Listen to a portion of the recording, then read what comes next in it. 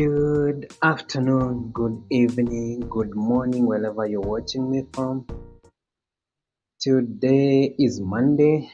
This is the day that I do my live streams. And if, as you can see from the title of this video, today we are going to be discussing some of the experiences, some of your thoughts, and some of your experiences and thoughts when growing up in an African household. So I'm waiting for you guys to come in and let's have an amazing discussion tonight. And please share your thoughts on what are your experiences growing up in an African village or an African household.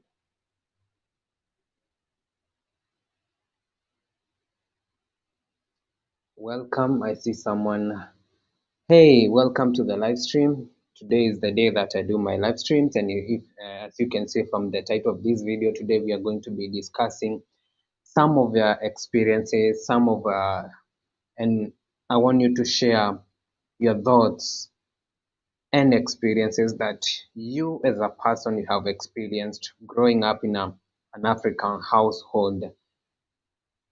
It depends on which community you come from, because here in Africa we have it. Africa is so diverse. We have different communities, different religions, different uh, beliefs, different customs. And today we are going to be discussing and we will be sharing some of those things that you as a person you experienced when you are growing up in an African household. So welcome, welcome you all. I'm waiting for you guys to come in and we have this amazing discussion tonight. I know most of you have positive, some others have maybe they might be having some negative experiences. They have experiences all along when they were growing up in an African household. You know, I'm still waiting for uh, more people to come in and let's discuss some of the things that you as a person have experienced when growing up in an African village. I know some of you have huge experiences are that have impacted your life in a positive way. And I want you to share with us or share with me some of those experiences. I might be having some different experiences than you. You might be having different experiences than me, you know. So that is the big topic that we want to discuss tonight, you know. An African household entails so much from beliefs, customs, marriage, initiation, morality, so many things. And those are the things that we as this generation, as we are growing up, what are some of the things that we experience growing up from our background or from our households? So come on, guys. I want to discuss with you tonight what are these experiences? What is that one experience that you experienced growing up in your household? Maybe somewhere in Uganda, somewhere in South Africa, somewhere in North Africa, somewhere in Nigeria, somewhere in Burundi. Yeah, those are the experiences that I want to share with you, or I want you as a viewer to share with me and to share with our fellow communities who are in the chat. So I see Mercy Empire, welcome to the live stream, and give this live stream a thumbs up when you come in. Uh, Rich and Stoppable Entertainment, yo brother, Wagwan, one man, Wagwan man, Wagwan, where are you watching me from? I think you're from Jamaica. Blessings for you being here, you know.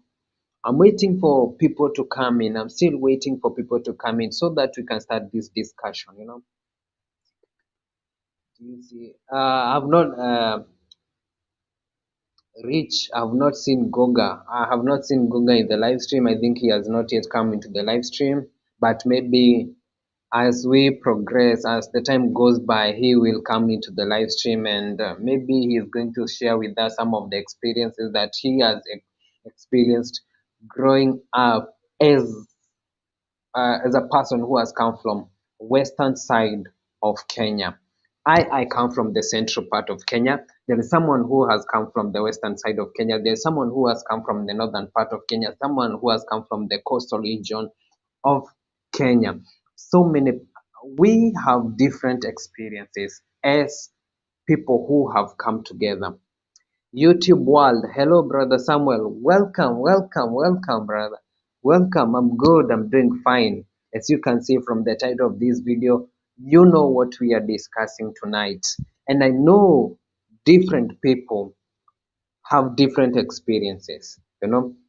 And today I just sat down and decided, and this idea came, and I decided to come to do this live stream for you guys to share with me and to share with your fellow uh, communities.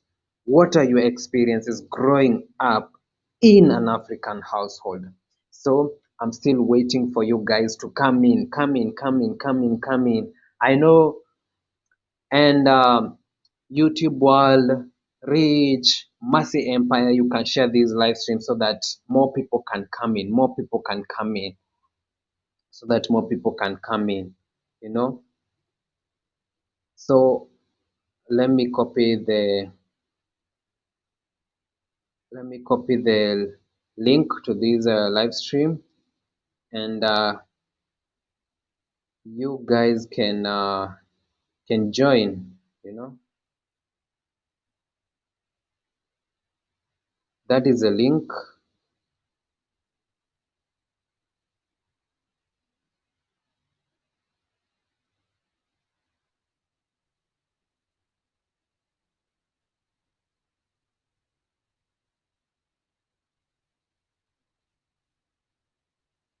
Doreen Small, good afternoon from Jamaica to everyone. Hey, good morning, Doreen Small. Thank you for coming. As you can see from the title of this video, we are discussing what are your thoughts and experiences growing up in an African household. I know there are some values that your parents, your great grandparents, or your grandparents have instilled in you that have guided you up to where you are today. Because were it not for those values, were it not for those strict values and customs that your grandparents, your parents instilled in you, you could not be who you are today. You know, in an African household, parents are like very authoritative, other than like the Western countries where parents are permissive, you know. Like here in African,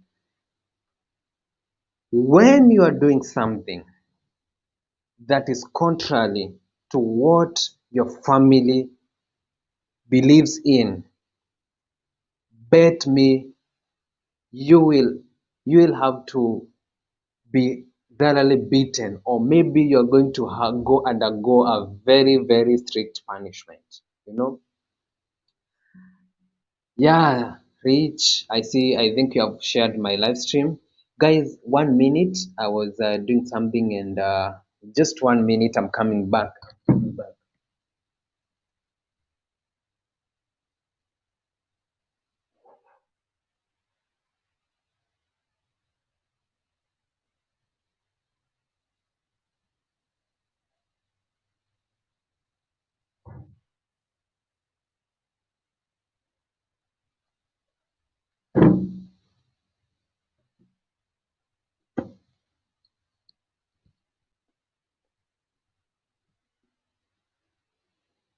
Okay, I'm back. I'm back. I'm back. Where was I? Where was I? Someone remind me where I was. You know, where was I? Where was I? You know, tonight is the day that we discuss some of the values and customs that your parents or great grandparents instilled in you growing up in an African household. because like there's some characteristics that are instilled in an African household. It it doesn't matter where you come from, as long as you have African parents. There's some of characteristics that those parents or great grandparents or grandparents instills into their kids or into their grandkids or into their nephews or into their nieces for them to be good members of the society. Some of the characteristics like you have to be brave, you have to be brave. Not every time like you scared. Not African parent teaches their kids, especially men, especially boys, you have to be brave. Not every time uh, when you go out there, you don't stand on your grounds. You are always scared. You're always scared to take a risk, you have to be very, very, very, very brave. Also, you have to be very self-driven. In African countries or in African communities, each and every kid, when growing up, a parent has to make his or her own kids to be self-driven, not to rely on parents on everything that they need. It, yeah, those are some of the things that you will find in an African household. The AJ team, welcome to the live stream. The Woods Way, hello, hello, hello, hello, my brother. Guys, I'm still waiting. I can see 2 million people in the live stream. And please, when you come, please give this live stream a thumbs up.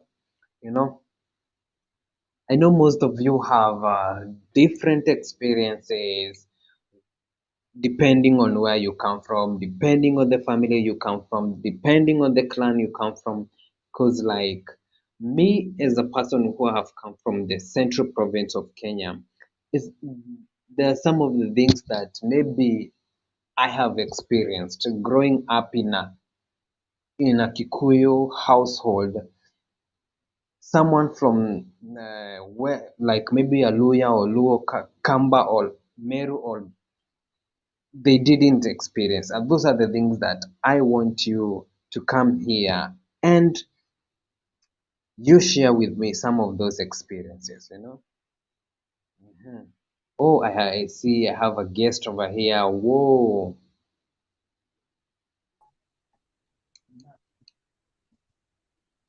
Hello, hello, hello, the Rich Entertainment.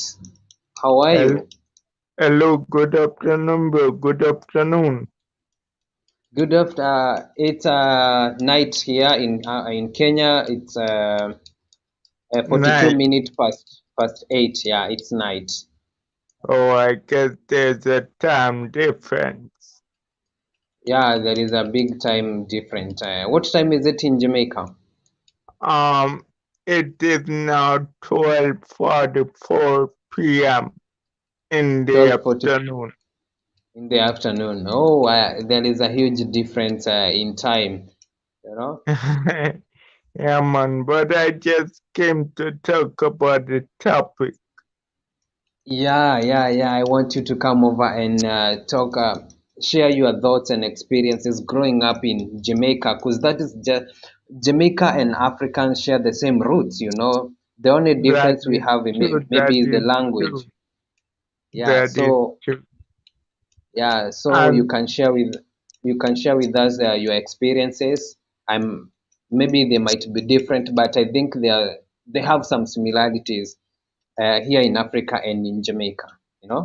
yeah, Africa is just the same as Jamaica because our ancestors are from the African tribe. Yeah, Yeah, and so we probably share the same culture as well. I yeah, don't know how sure that we, but I see Africa as a part of Jamaica. Yeah, yeah, Yeah. yeah, yeah. Because of the slavery or the transatlantic slavery that happened, you were captured and derived out of Africa, and your ancestors were posted in the Caribbean to work as miners, to work as agriculturalists, and at long last, you ended up settling in Jamaica, and now you speak the Patois language. Those are some of the things that we have difference. That is the language. And maybe there's some changes in cultural things, and values Oh, that your great oh, grandparent or your so, parent instill in you. so you know Patois too? Yeah, yeah, yeah, yeah. Yeah, I try. Yeah, okay, the thing is, maybe if you didn't know, I love learning languages. That's Me something that I too, love. me too, me too. Yeah, yeah, let me welcome the Woodsway. Oh, the Woodsway is saying hello to me. The Woodsway is from Jamaica. Wagwan from Jamaica. Itsu, welcome, my sister. Welcome, welcome, welcome. Welcome to the live stream. Okay, share with us some of the things that you have experienced growing up in a Jamaican household. Let me put it like that. Well, actually, right now growing up into a Jamaican household is just natural. It is just natural doing all the things that I see people doing. Yeah, just natural because I don't do one thing out of boundaries. I just do the normal thing. Yeah, Cook. things that maybe your parents taught you to do when you are a young kid or when you are growing up. When I was growing up, my parents taught me a lot of things, but I don't remember. I don't really remember. Yeah, cause depending on the things that when growing up, you have like these two lives to live. There is the life that your parents want you to live, and there are customs that your parents want you to live adhering to. And also, there is this other side, the Western side or the world side, that teaches you like these things that you are being instilled into you. Maybe they are backward, they're barbaric, and now you are like confused. Where should I lean more? On which side should I lean more? But when you grow up, you know the right and the wrong. That's the time now you can be able to choose which side you are That going is, to lean more. But as much as you are going by what your parents taught you, you will always have that. Uh, Maybe when you are going to do something that is contrary to values that your parents instill into you, you will have that internal guilt. You'll be like, oh, this is not what I was taught, oh, this is not what you are supposed to do. But also you want to experience the outside world. The other world teaches you some other things, but it's up to you as a person. When you reach at that point, you know where uh, to lean more, or on which side yes, you should yes, choose. yes, yes. We have to been taught that at a tender age to do what is right from wrong because you know that there's a God above and the God above expect us to do the right thing and not the bad thing. So if we are gonna do wrong, we know that the Almighty is now with us, is out of our boundaries. So we just gotta do the right thing. Yeah, yeah. You know, when you have been taught the right way, when you're going to do something that is maybe sinful, you'll always have that your subconscious mind will be telling you you ain't doing the right thing, and you'll be feeling some guilt in you, you know. That is true. That is true. Let me answer. Someone here asks me, Samuel, where did you get the photo on your thumbnail? um there is a website where I got that photo. So if you want it, I can show you the website where I got that photo. So is it amazing or is it not fine? So just tell me, what do you think of that thumbnail? So and everyone in the live stream. So The if you want to thought, come up to the live stream, the link is somewhere in the chat comments.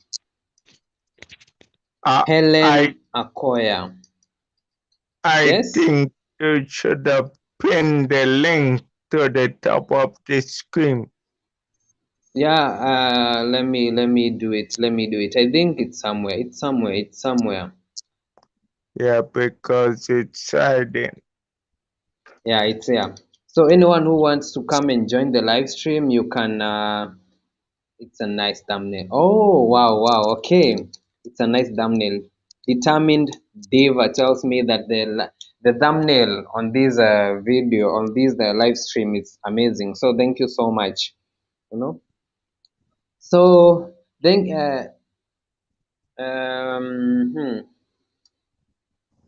thank you for coming to this live stream, my brother, and sharing some of your thoughts, you know. I really appreciate. Yeah, man, up top. Yeah, thank you so much. I appreciate your support. And uh, what am I support? Thank you so much for coming here and sharing with me some of the points that you have put out. You know, I have picked something that I didn't know, and it's amazing because you have shared a very nice point about doing the wrong and doing the right thing. And you'll when you're doing the wrong and the right, maybe Saja will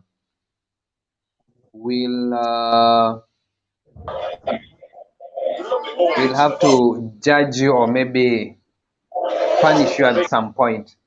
Akoya, how are you, my sister? How are you doing tonight? Hi Samuel. I'm doing fine. What's Hi Coco. happening? How are you? I'm doing fine. I'm fine too. Just passed by to say hi to you. Thank you so much. The people in the building. Uh-huh. Yes. Okay, man. What's up So for today's live? you from the title you can see I from your name I can tell you come from the western side of Kenya, and I coming from the Yes. central part of Kenya. There are some different attributes or some of the things that we experienced growing up. You know, maybe my experiences are not the same as your experiences. So that's the thing that I want you to come and share with the community, also share with me. You know, so take it away. Take it away.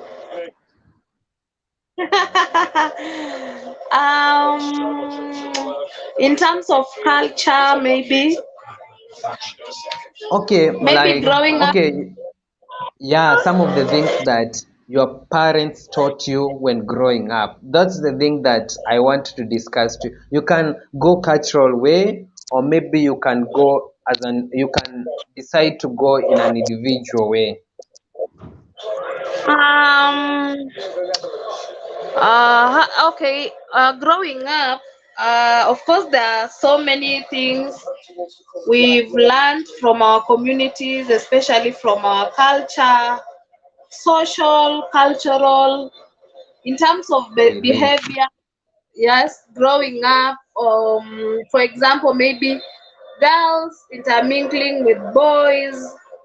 Um, Maybe there are those cultural activities that ladies were engaged in and men could not engage in. Yeah, there Yeah. are also activities, maybe there are chores at home, maybe that ladies could do and men couldn't do. So yeah, there are so many things, especially when it comes to culture, that you can decide to talk on, starting with maybe behavior. You can go to social, you can go to culture. So it's a very broad topic. Yeah. Now, maybe for example, like for culture, for us, I came to realize that in central parts, your men or your boys get circumcised at class 8. I don't know the Yeah. specific age, but I see they are maybe at class 8. But for us, there is no specific time where our men go for cultural, for circumcision. As long Hmm. as that age, you get to that age, because I remember like my small brother got circumcised at around 10 years there. I'm not really sure with age, but for us, it's not like a specific time where you get circumcised. But when the age is right, when you feel that your child is comfortable and can go through that process, now you get Hmm. through the process. And also, after maybe that, you find that after circumcision, maybe men don't really mingle with ladies that much. And also, Yeah. maybe at that point, there are some cultures in Luya community. You know, we have several tribes in Luya. Yeah. So you find maybe there are some cultures whereby during circumcision, there is a specific place, especially there is somewhere in Bukusu where there Hmm. is just a big forest where after circumcision the men stay there even before. They stay Hmm. there, get educated for some time, then they Hmm. undergo the initiation, then after that they also stay there for some few Hmm. weeks after healing. Then now we Hmm. have the welcoming back party at home. Hmm. So yeah, there are some tribes that do that, and also there are some tribes which prefer in hospital, and Yeah. also there are some tribes whereby there is just a group of male or young male who are going the circumcision process. So they just go somewhere, they get circumcised, and they in the evening they come back. So it's a long thing. It's a very long thing because after that, maybe men after the initiation they are not supposed to eat some foods. They are supposed to be taken care in a different way. They have a different house where they'll stay. They'll not enter places like in the kitchen. So you see, that's the cultural part. There is the social part. As in, the topic is so broad. So yeah, for now that's what I can say. Yeah, Yes. because you have touched something that I see. Okay, I went. There is a time I did a video about the Bukusu circumcision Yeah, okay. ceremony. I think you people have seen it on YouTube. It's there. Also, Yes. like when it comes maybe to initiation here in the central part, after like there is a okay. I think that age or that time when a boy finishes her I think Helen just left the live stream. So she was talking about the initiation, and okay, it's not that much. There is no much difference when it comes to that, because like here, from where I am from the central part of Kenya, the boys are initiated. They have their specific houses where they're supposed to sleep until they heal, until they heal. And uh, they are supposed to be taken care of. And after they heal, they are not supposed to go into their mother's bedroom or into their parents' bedroom. That is prohibited. And also, they have to be, their house is supposed to be built away like 100 meters from the main household.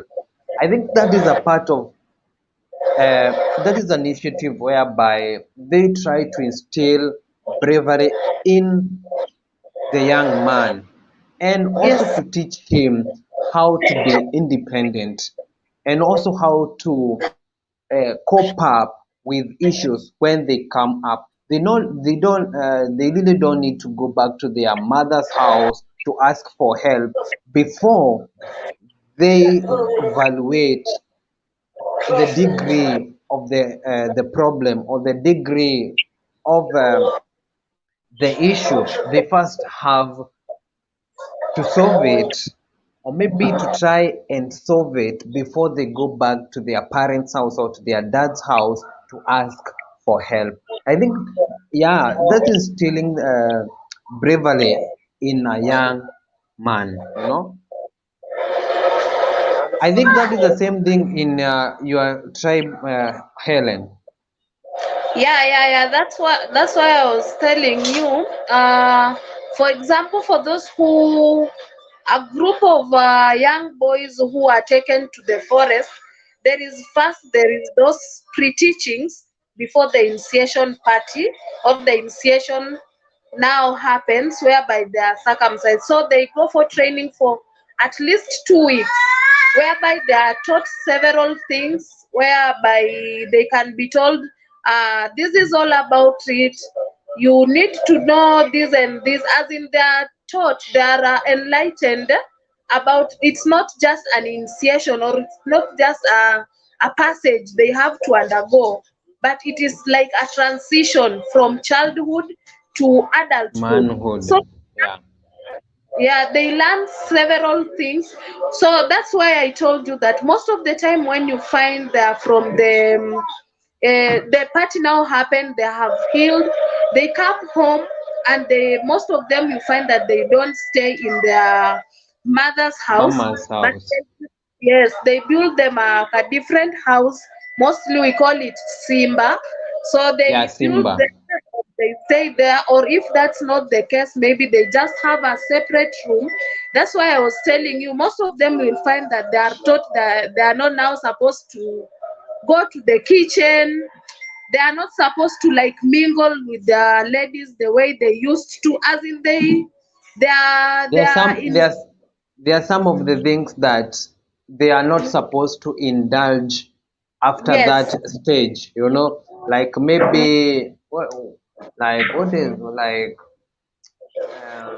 well, I'm trying to remember some of the things that I personally underwent after the passage of light. You know, I was not so- I was like always maybe outside doing manual, like doing things that contribute to the family, you know, other than being in the kitchen, you know.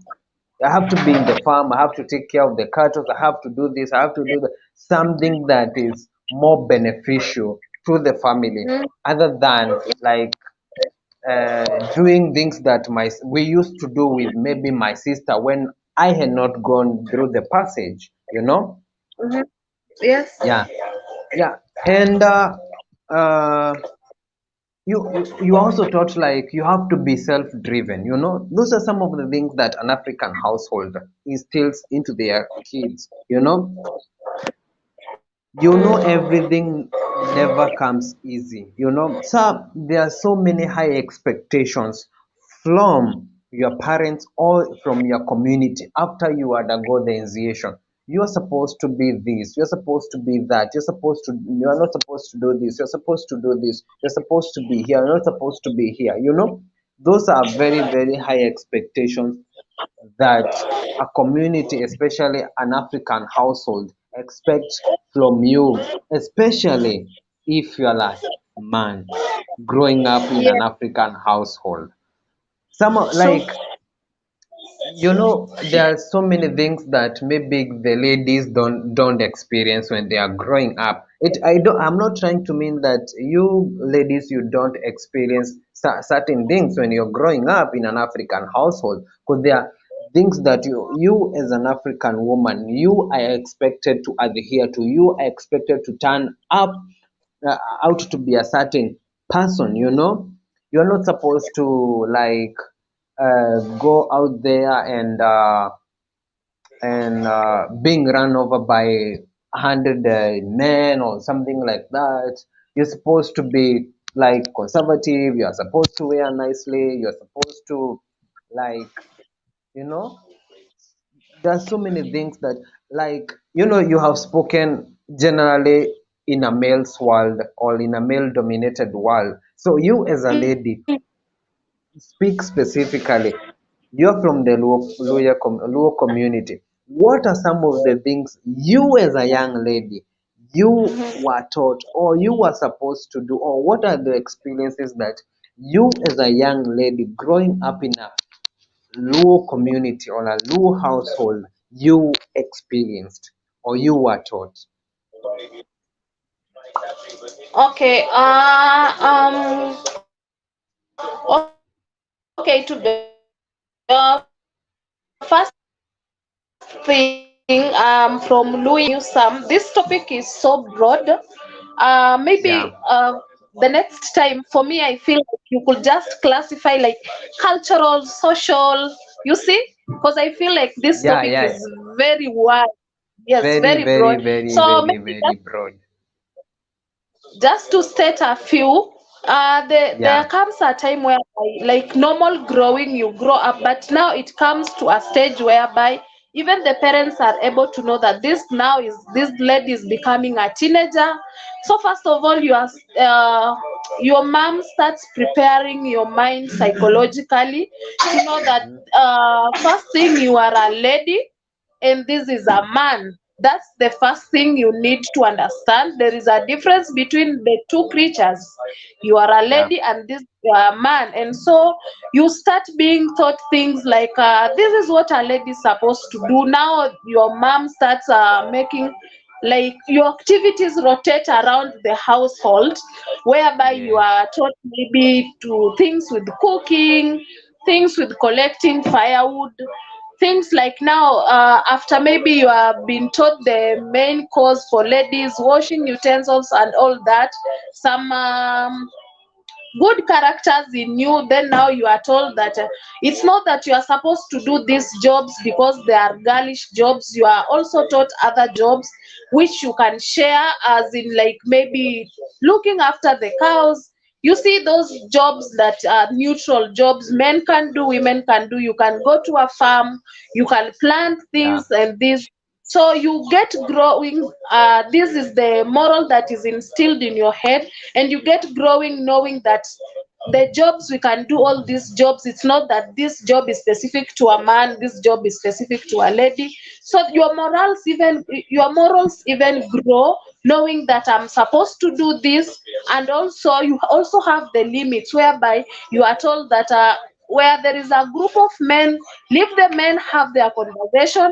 You can check a group of women, you can also have the conversation. And also you are given a chance there, whereby you are also told that these are things you should discuss, these are things for elderly, this, as in your mom or your parents just instill that knowledge in you to a point whereby they don't, like our parents never told us things directly, but they could yeah, use yeah, some words, or they can use some actions, whereby you yeah, see like maybe for example, ukivunja kikombe kwa nyumba, your parent will mm-hmm. just tell you, vunja kabisa, hata najua utanunua ingine.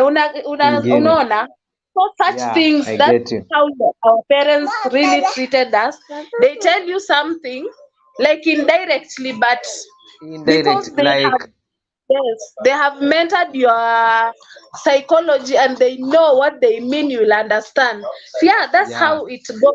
And you learn so much, you get to understand so much. So I think there is so many to talk about in this, because I cannot yeah, just narrow down Zamaza Mama to one thing, because there are so many things around. yeah.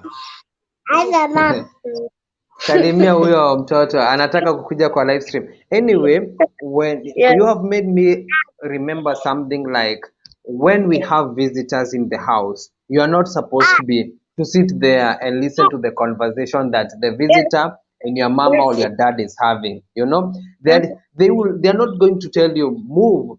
There is a way they used to look at you. Yes, That yes.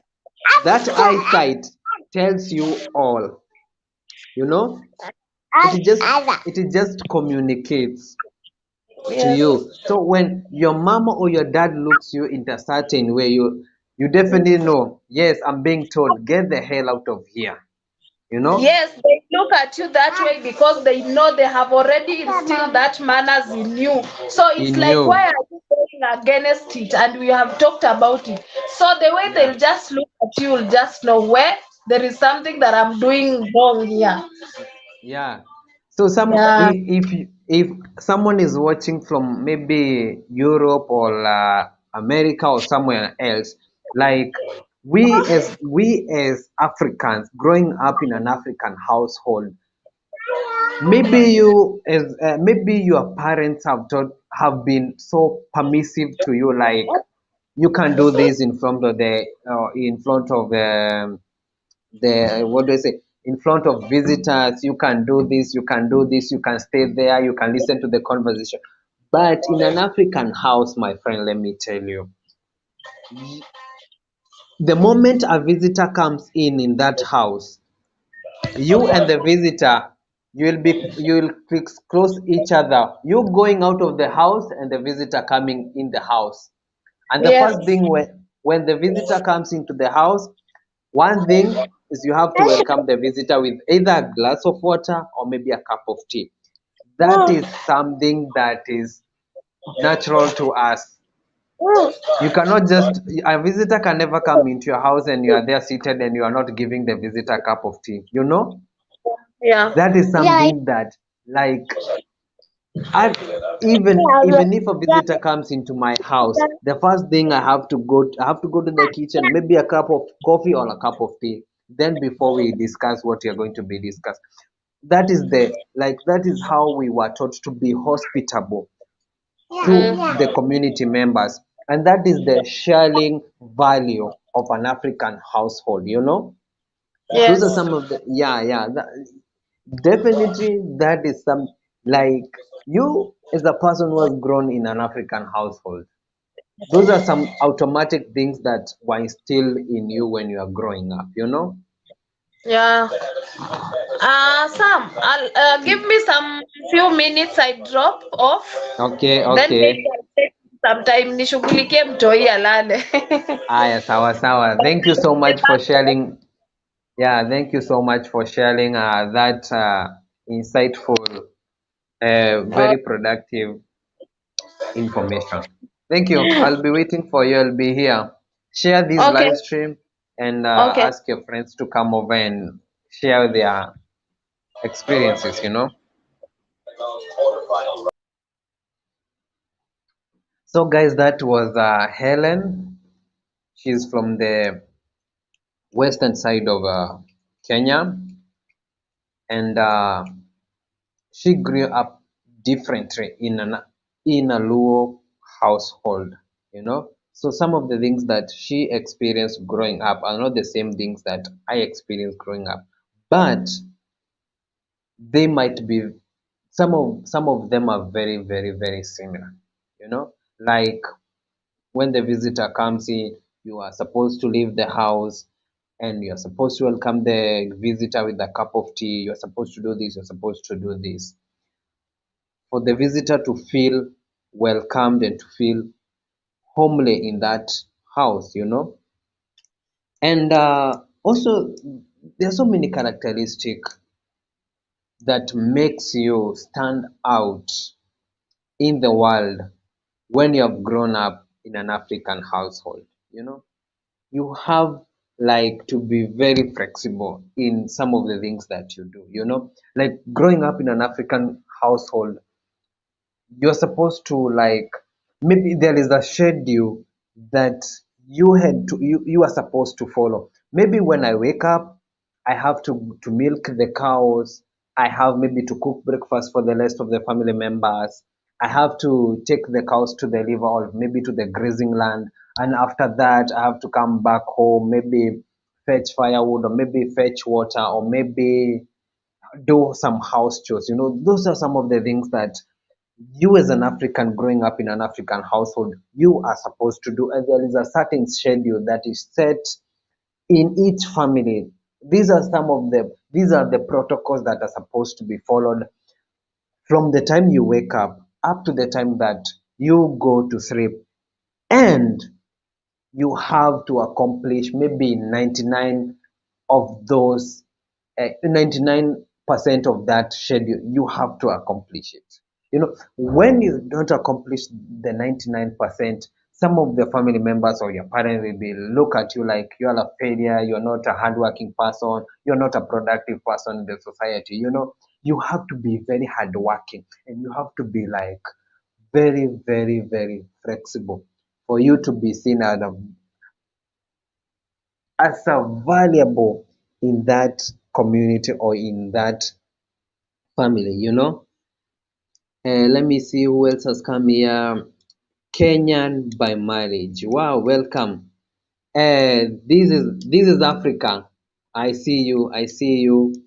Samuel Travel History. Itsu Pureville Join. Hello, hello. Uh, bring me back, bro. Okay, there is the. Okay, let me put on the link. The link. Bring me back. Okay, okay, I'm going to do so. Hello, Kenya. Kenyan by marriage. I love your name. Okay, so he also goes by the name This is Africa. If you have seen that name, maybe in your videos or maybe in your comments, he uses Kenyan by marriage or maybe This is Africa. So I think maybe someone else wanna come to the live stream. Let me post the link.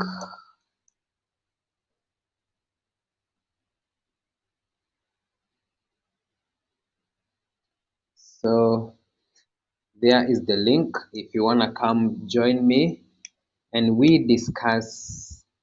I know this. Oh, so. So, okay, I had written down some points that differentiate, that makes you stand out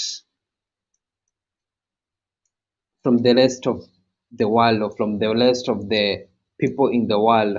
You as a person who has grown up in an African community, and I think we have discussed quite a number of them. Maybe you didn't know we were discussing them, but I personally knew those points that I had already discussed, like maybe the sharing. It's something that is very common in an African community. You have maybe to be a family oriented person, like the bond that is created be, uh, in a family household. It's very strong that you are taught like family comes first. Family is everything. If you have a problem, if you have an issue, you have to go to your family members to talk out or to solve issue or to ask for help. That is one thing that we are instilled when growing up. You have to love your brother, you have to love your sister, you have to love your cousin, you have to share with your sister. Those are some of the things that we are instilled while growing up. These are experiences that we are talking about tonight. Let me see who is here. Uh, Congesta Mwashi. Welcome to the live stream. Welcome to the live stream. Please remember to give this live stream a thumbs up when you come in. I don't know where this okay, he's here. At the live stream, I think. Okay, okay. Thank you Well, again. Thank you again. yeah. I was behind stage listening, and I thought the young lady made some very interesting point. Yeah, Mm-hmm. and that's just the way how we must live. I mean, God, the one who created us, requires of us to love each other, love one another. Yeah. So no matter where Yeah. you're from or what you might do, as long as you're doing something according to what the Lord told you to do, yeah, you deserve love because the Bible says if a man does not love, he does not know God. Yeah, that is true. And from what she says and from what you said, life is hard. I mean, nothing comes easy in life. So we just gotta Yeah, do things to help ourselves. Yeah, because just as in the days of Moses, when the Lord caused manna to fall from the sky, that is not gonna happen again. So yeah, whatever yeah. we You want to everyone has achieve, to. Yeah, yeah, whenever you want so something, you have to work for it. Yeah, that's something that we are taught when growing up. If you want something, you have to strive for it. You have to yes, work true, hard for it, true, or you have true, to work smart for it, you know. true. There is no day We, an African parent will let you sit down and get things easily. It's either you might even be whipped, you know, you might even be whipped thoroughly, so that either you can work hard to attain some of the things that you're expected to attain. um, Like when you are growing up and you are in school, you know, each and every parent expected you to be either number one or number two. Coming like bringing home results that didn't please your parents, man, that was like that was like a disappointment. That's a very um, huge disappointment, you know. You have to work so hard in school. You also supposed to work hard in the community so that you can be seen as a productive someone in the society, you know. If you didn't work very hard in school and you come like number 10, number 20, that was a very, very disappointing situation in your family. If you can even be starved, your parent can even starve you, you know. You you can be whipped so that you can work hard to attain good grades in school. Did you experience that growing up when you are going to school? yes, yes, yes. I experienced it a lot. So Uh, these are African households. They don't joke. They don't pray aloud. You know, you have to like you have to be like work hard to be a productive member of the society. And if you don't, you are a waste of you are such a waste. You know, you're not going to be respected. You know, but if okay. you attain so much certain things or certain status in the society, respect comes with that.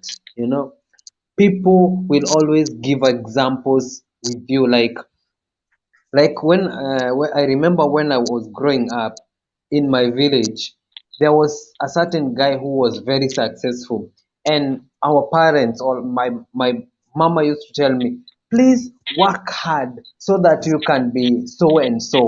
You see, so and so kid is successful, has gone to university, has done this, they have this. So there is always that one member of the society that each and every parent want their kid to be like. If there is maybe a doctor in the community, parents will be like, please work hard so that you can be like so and so. If there is a veterinarian, please work hard so that you can be so like so and so. Work hard so that you can be That's like the kid the of so and same so with and so. You know, Jamaica. that thing motivated you. Also, it was a good example to show you like you can attain everything that you wish to attain as long as you put in the work. You can, you know, true. Okay, let me Yeah, yeah. see. Let me see. Yeah, someone says, true, some that happens up to now. Yeah, you see, like these are something that are progressive. These are something that are not, they have not been abandoned. Each and every African household. If you Bro, joke around, if you I, joke around, man, a thrashing and whipping is part of it. Were it not for the punishment that maybe I was given growing up, and I gotta you know, leave now, you bro. yeah, okay, okay, fine, fine, fine, you can leave. So, Alright, bye, alright. guys. Taking my grandson to the doctor. He is not feeling well, fever and headache. Oh, darling, small. Sorry for that. Sorry for that. Sorry, sorry, sorry, sorry, sorry for that. I hope he's going to feel okay. Someone says that's how American household used to be 50 years ago. Now that it is against the law, and we have way more criminals due to not allowing parents to raise their kids the right way. Absolutely 100%. Like here, I like here in Africa, they say a child is a community property. Let me put it like that. It's a community property. Because, like, if you commit a crime out there and your neighbor sees you, my friend, you rather beg that neighbor to whip you, allow that neighbor of yours to whip you, and you beg him or her not to go to tell your mom or dad. That is going to be a double punishment. You know, a community like in Africa, it's a community. It comes together. It doesn't matter who is who. It doesn't matter like this is my mom, this is my cousin, this is my dad, this is my sister. It's an African thing, especially in the villages. If you commit a crime out there, you can be whipped by any member of the society. You can be whipped by any member of the society, regardless of where you are at that moment. And the thing is, you have to go and beg that person not to go to tell your parents. Because, boy,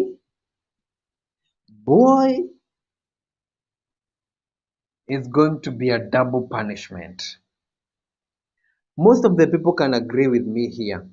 Like the way this is Africa, I've said, like, it's against the law to punish your kids.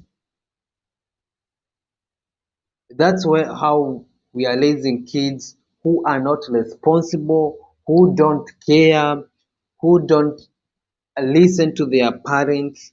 They become the shittiest thing that they can become in the society. And that's how morality and discipline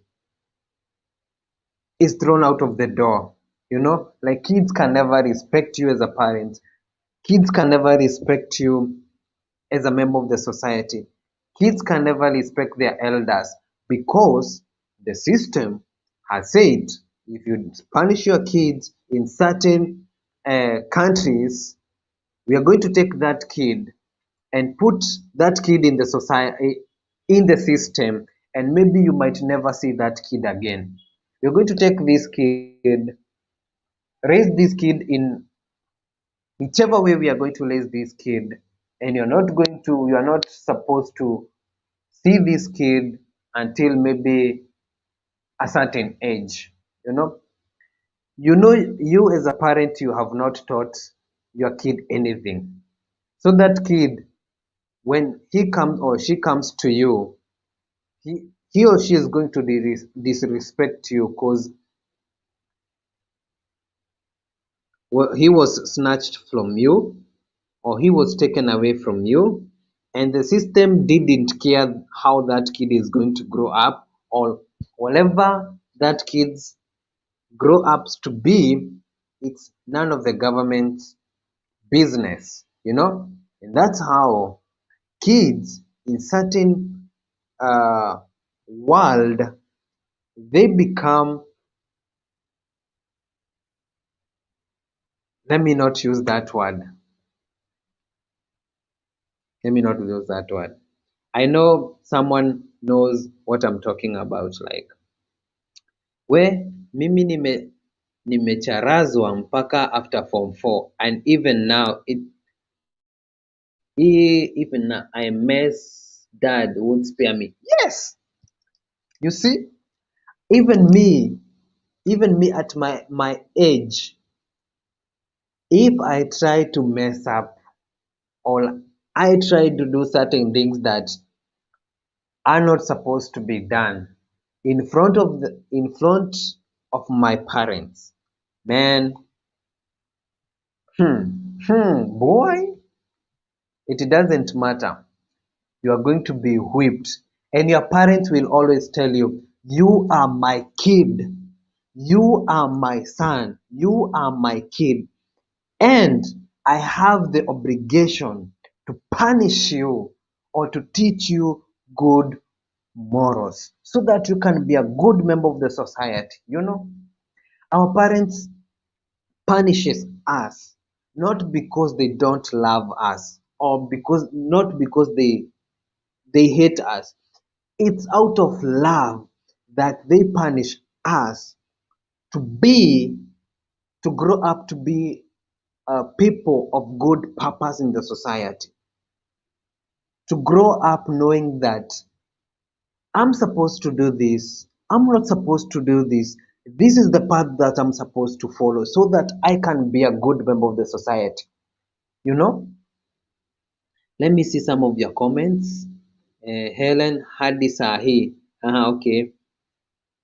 Because of these laws here, we have three generations. We have three generations of adults that don't know how to raise children, even if the law is lifted.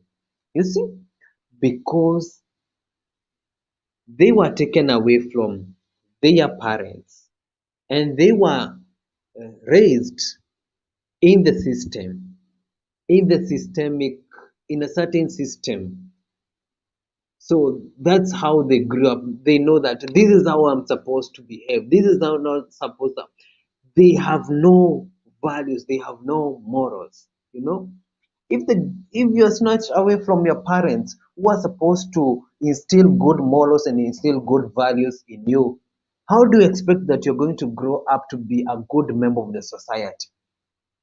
Abeg, unless you as an individual, you take the initiative of standing out or standing on your grounds and trying to teach yourself, like, I'm supposed to work hard. I'm supposed to share this with my fellow members of the society. I'm supposed to respect the elders. I'm supposed to do one, two, three, so that I can be a good member of the society. But if you choose to go the wrong way, or you choose to go through the system way, boy, I don't expect you to turn out to be a good member of the society. I'm sorry to say that. It is so. My dad is an African parent. He won't spare you. Yeah. Uh, I remember one day I stole a piece of meat in a cooking pot. My mom saw. My mom, Dada, you know how, like, when maybe your parents cooks and maybe you did you are not full, you clip in the middle of the night, and you go into the kitchen and you steal meat, or you steal maybe chapatis, and by bad luck your mama catches you, boy, hey. You can even be stabbed the whole of that week because of stealing one chapati or one piece of meat. That one piece of meat, if you steal it, and your mom or your dad spares you, you will grow up knowing that I can take anything that I want, I can steal, I can just snatch anything from anyone, and I am not going to bear any consequences. But because of that one meat you stole from the pot, your mama punished you.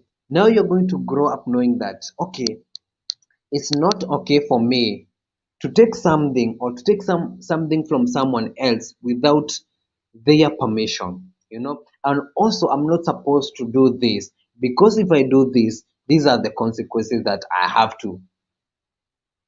These are the consequences that come with me stealing or me not doing the right thing. Let me see other comments. I know I'm talking too much.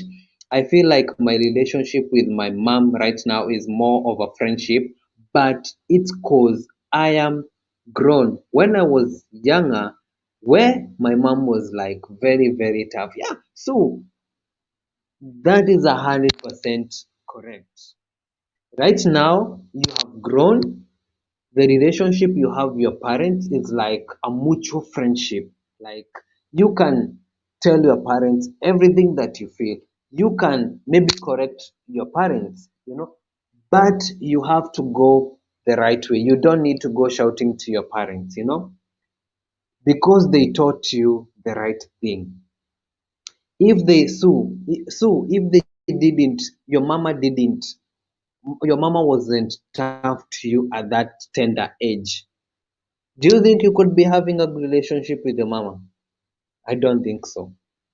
Hey, let me see. Oh God, even me, my relationship. Oh, I'm seeing so many. Let me see, let me see, let me see, let me see. Huh. Nico backstage. Yeah, yeah, yeah. I can see two people. I can see two people in the background. KBM, welcome to the live stream.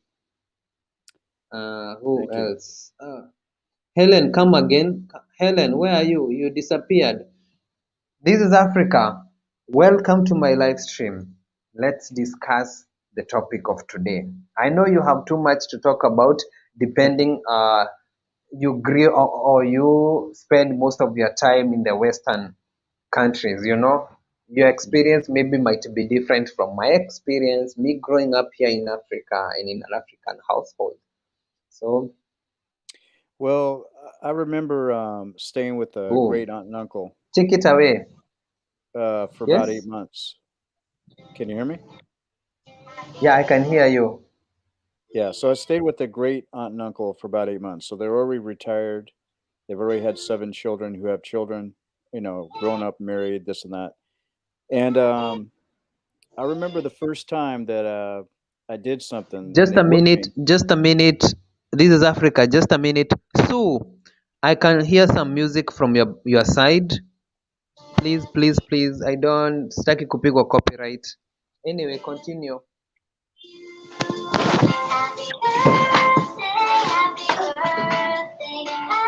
You might want to mute. You can go ahead and mute. Okay. Okay. Yeah, I've So already anyway, mute. so where did I leave off at? So basically, I remember I did something wrong for the first time living with them. So basically, my dad sent me to live with them. No specific time period. It was actually 4 months. Then I came back to my dad in California. Then went back to Arkansas, where they live, for another 4 months, Mhm, like the following year.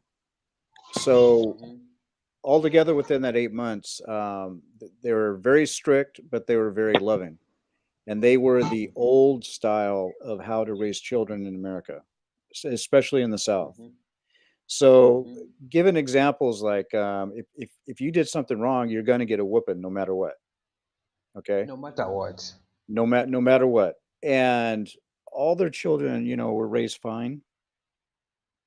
But here's what I learned from them. There's a thing in America called grounded. You're going to be grounded if you did something wrong. So Yeah, basically, yeah, yeah. go I to know your that. room, go to your room for like an hour, then that's it. That doesn't teach the child anything.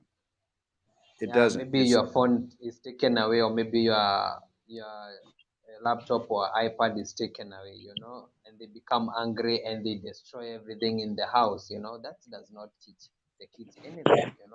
Right, right. So the other thing that I learned from them is they put me on restriction. Now, restriction is actually the older word of grounded. But see, the way it's supposed to work is they don't send you to your room for like 1 hour. Mm-hmm. They're going to send you to your room for a week, meaning that you're only allowed to come out of the room to go to the bathroom, to eat with the family, and then go to and from school. You're not even allowed to go outside and play. You could play in your room with your Mm-hmm. toys or whatever you got. You got to do your homework. Okay, so that's what I did. So I did that for a couple times because they gave me an ultimatum. Do you want to get a whooping for what you did, Mm-hmm. or do you want to be on restriction? So they explained restriction. I said, well, restriction's easy, right? I'm not going to get a whooping or anything like that, right? But here's the thing: as a The kid, thing, as the an thing. 8-year-old kid, as an 8-year-old kid, Mm-hmm. staying in your bedroom for 7 days is like an eternity. It doesn't matter how many toys you have. If you can't go out Yeah, inside and do what you want to do and play the way that you want to play or watch TV, because I wasn't even allowed to mm-hmm. watch TV, it does something. So I did that 2 times. The second time that it happened, So me, and if I did anything wrong after that, I said, give me the whooping each and every time because it was better than staying in your bedroom for a week. for a week. You know, when you are enclosed maybe in your bedroom, I feel like they try to punish you psychologically, you know, Yes. because like you are enclosed, you are always thinking, why are they doing this to me? Why Hmm. don't they let me go out and play with my fellow youngsters, you know? But I don't think like they instill the good morality when you've been closed in your house for like a week or maybe so, you know? Right.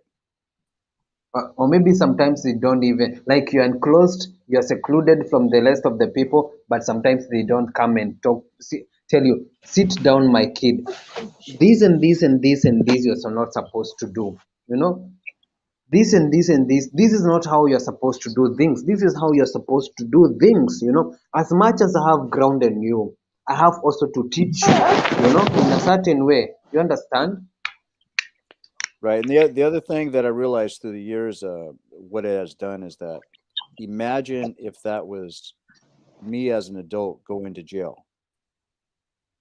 Not for one, You getting a see? criminal record for something I did, but spending much longer than 7 days in jail or prison. It Mm-hmm. makes you think. And yes, it is psychological, but it's psychological in a very disciplined manner. It Yeah. allows your, and also I found out that you can never whip, you can actually make it to where you never have to whip the child, except maybe the first few times and just put them on restriction because believe you me, when that time is taken away from you as a child, that is Mm-hmm. precious time that you could have been, playing with your peers, playing with, Mm-hmm. with your brothers and sisters, just doing other Yeah. activities that you enjoy, but having them being taken away from you for that short period of time Mm-hmm. as a kid Mm-hmm. made you think. And that is against the law over here. You can no longer put your Yeah. kid in a room for 7 days because they over here they call it abuse. It is so backwards over here. They Mm-hmm. call it abuse. What? So that means like, okay, try to explain to us like how is it like being a parent in your world where you live, you know? Like some of the things that you ain't supposed to do because of the law when you're parenting your kid. Okay, so there's a lot of things that have been around, but I'm gonna go for the more extreme of what you're hearing lately over there, or if you don't know the whole details. Hmm. So basically, as a parent, you are responsible for programming your child to be a responsible child, Okay. to be a responsible adult as they grow. That's your job.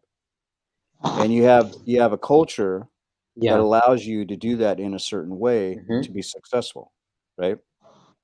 Well, over Yeah. here, over the decades, they have taken those successful cultural practices Mm-hmm. away from the parents. And so the government, Mm-hmm. who is not supposed to be involved, is now getting themselves involved. The best example I could give you right now today, how, what it's like to be a parent and you have no say so, and there's nothing you could do about it legally, is the programming of the Mm-hmm. government and other organizations that are not government, that are backed by the government, Mm-hmm. is to program your Mm-hmm. children Mm-hmm. to be LGBT. Okay. So if That's you what say I, no, that's what I was talking, like when you grow up in the system, they mhm, don't care what you turn up to be, as long as you are away from your parents who are supposed to instill morality and teach you good values to become a resourceful member of the society. That's not their job. That's not the government's job or the system job. They right, instill things that, like, maybe, what do I say? What you want to hear or you want to do in the society. There are those things, like, as a kid, you want to do, but because your parents are there and they are very strict, you cannot do them. The right. system here is trying to instill those things in you at that moment, contrary to what your parents would wish to do to you. Okay. So are you saying right now that's what Kenya is trying to do right now as a No, government? no, no, no. Okay. No, no, no, no, no. You as a parent, as long as you don't harm your kid, Right. you're supposed to discipline that kid. You're supposed to program that kid to be a Right. resourceful member of the society. Let me tell you, like, a parent can take their kid to the police because of going against what the parent is teaching them. You know? That used to be that is the way it used to be here 50 years ago. Mhm. Yeah, all But right moral now, because standings, of these regulations, is no more. right. So basically we got a country full of delinquents. Uh-huh. And right now more than ever, that's why there's so many people that, companies and the government need immigrants to come in. They'll say they don't, but they need immigrants to come in because the people here that are being born and raised, and that even includes immigrant uh, children that are born and raised here because they Hmm. grew up in this society thinking the same way and they end up turning out to be just, fully American, have Yeah, this lazy attitude. And basically all that starts from home.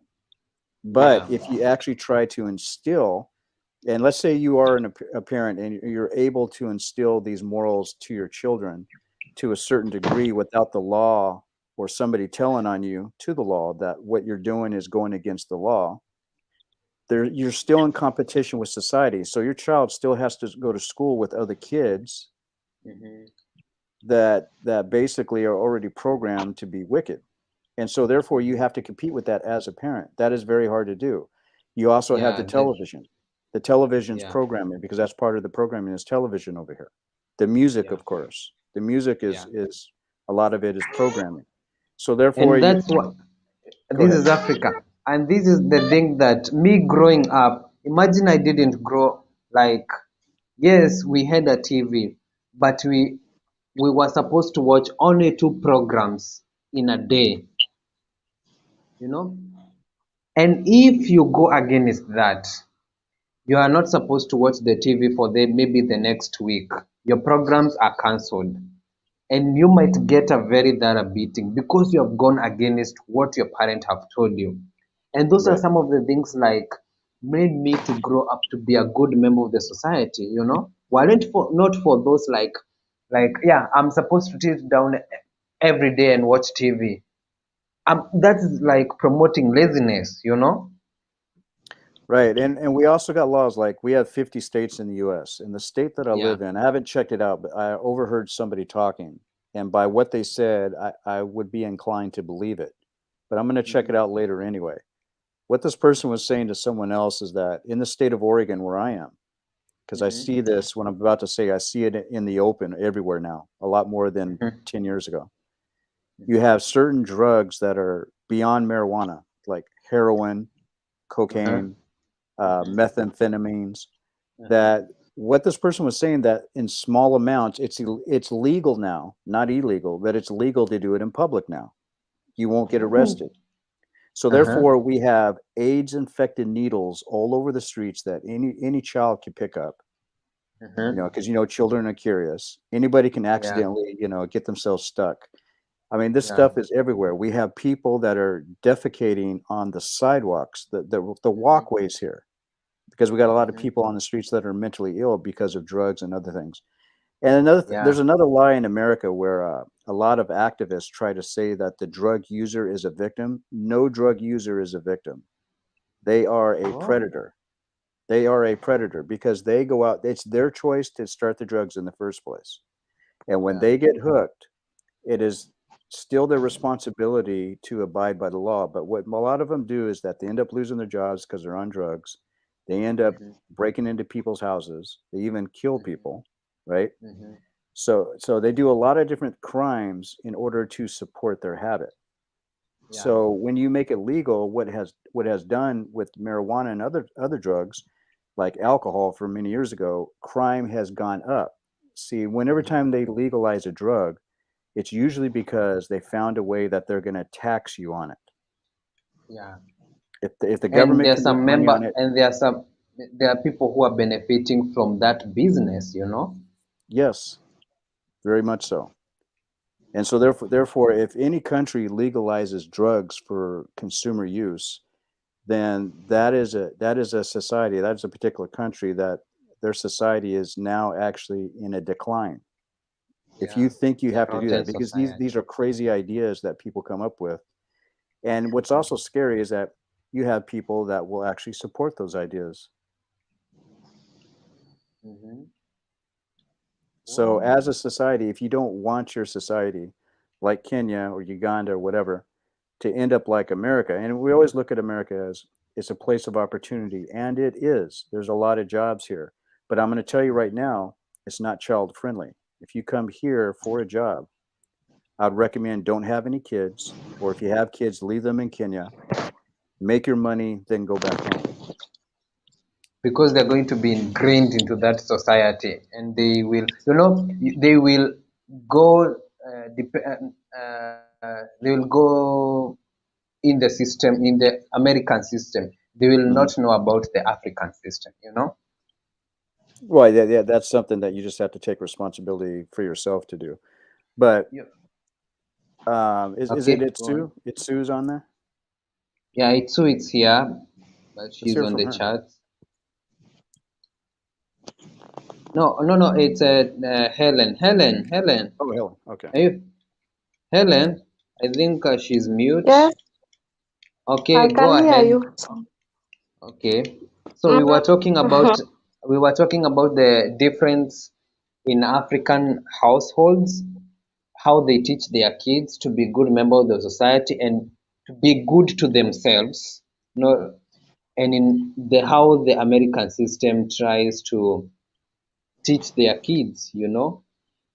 I think Yeah, maybe you have taken some points you have not like especially what he has said in the last statement. Like if you want to go to there, if you want to go there, make money, maybe leave your yes, kids yeah, here in Africa where they're supposed to be taught good morals.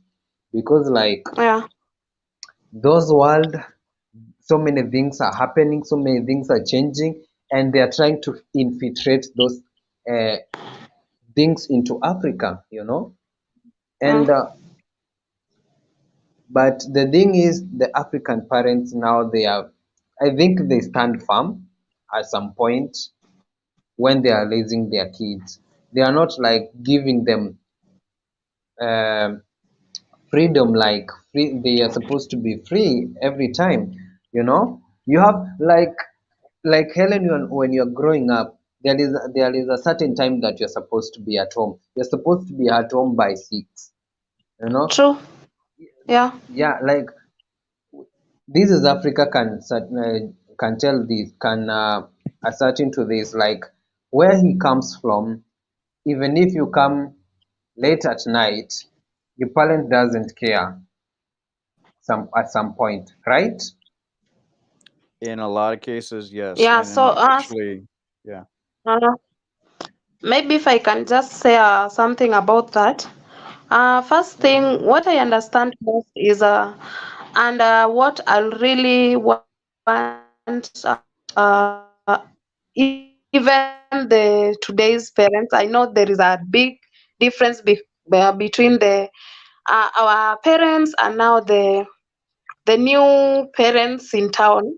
There is a very big Yeah, the difference, new but gen. one thing that I would really want, the new generation, one thing that I would really want to make it like straight in our heads is like discipline is mandatory.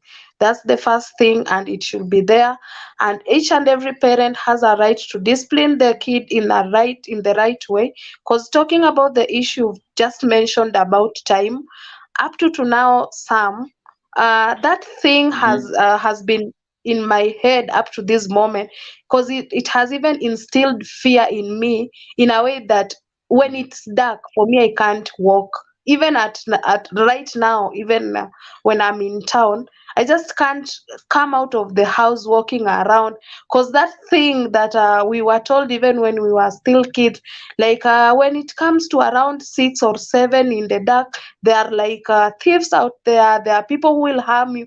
So you see those threats they put in your head, so you feel like when I go out there I might meet with people who will kill me, who will maybe threaten me, who will harm me. So you grow with that mentality, knowing that I'm supposed to do this, I'm not supposed to do this. I was talking also about the other part of parents disciplining you. You grow in a way that you respect, you don't fear your parents, but you respect them. And you not only respect them, because I remember even in our community, any other person who is older than you, whom you can Mm-hmm. call your parent, was given the So you powers can. and mandatory to discipline you when they get you. You are doing the wrong thing, even when you are outside your household. You meet someone, you maybe insult them, or maybe you mistreat them, and these people are older. Someone else who is older than you has a duty to discipline you, and they'll discipline you and they'll take you to your parent, so that they inform the parent, I've found your kid doing this and this, and you know it's wrong. And your parent will continue disciplining you, making sure that you won't repeat the same thing to cause chaos in the community. So that Yes. thing, we grew with it in our mind, knowing that you can't misbehave either when you are at your home place or outside your home place, even in your community or maybe outside your community. So we walk with manners around you, carrying them. And that has created even the good relationship now we have with our parents, because they instilled morality in us.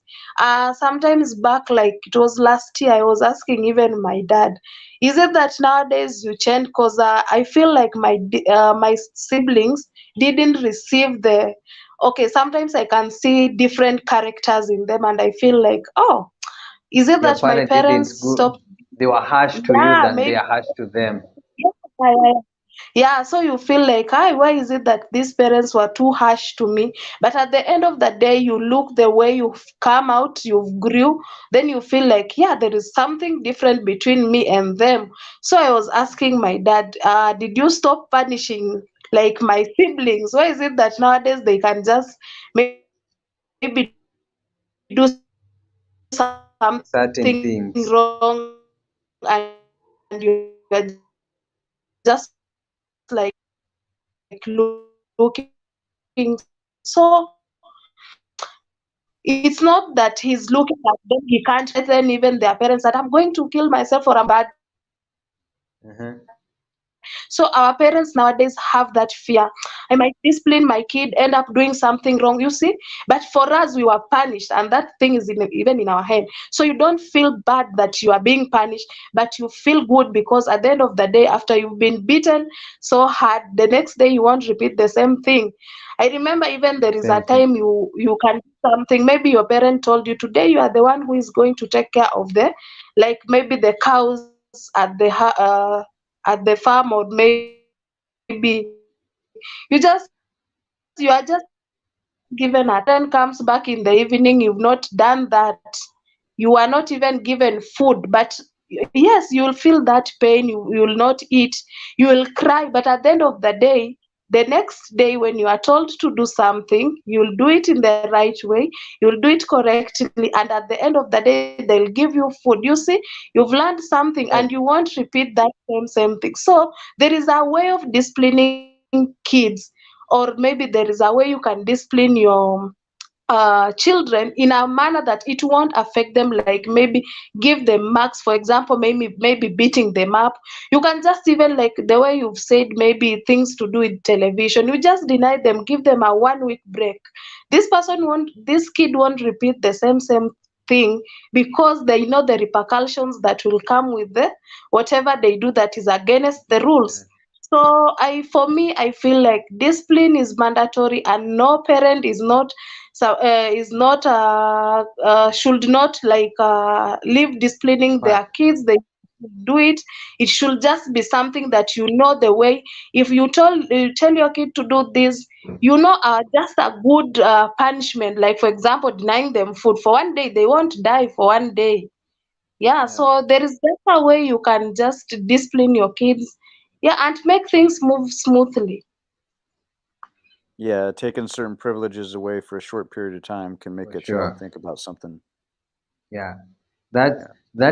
that is absolutely 100%. You have just picked from some of the things that I said earlier. And another thing I realized when I was growing up is that me as the firstborn, I was punished, or I was like disciplined more uh, from the other kids, how they were disciplined. Like my last borns were not disciplined the way me as a firstborn I was disciplined. But that I came to realize is because me being the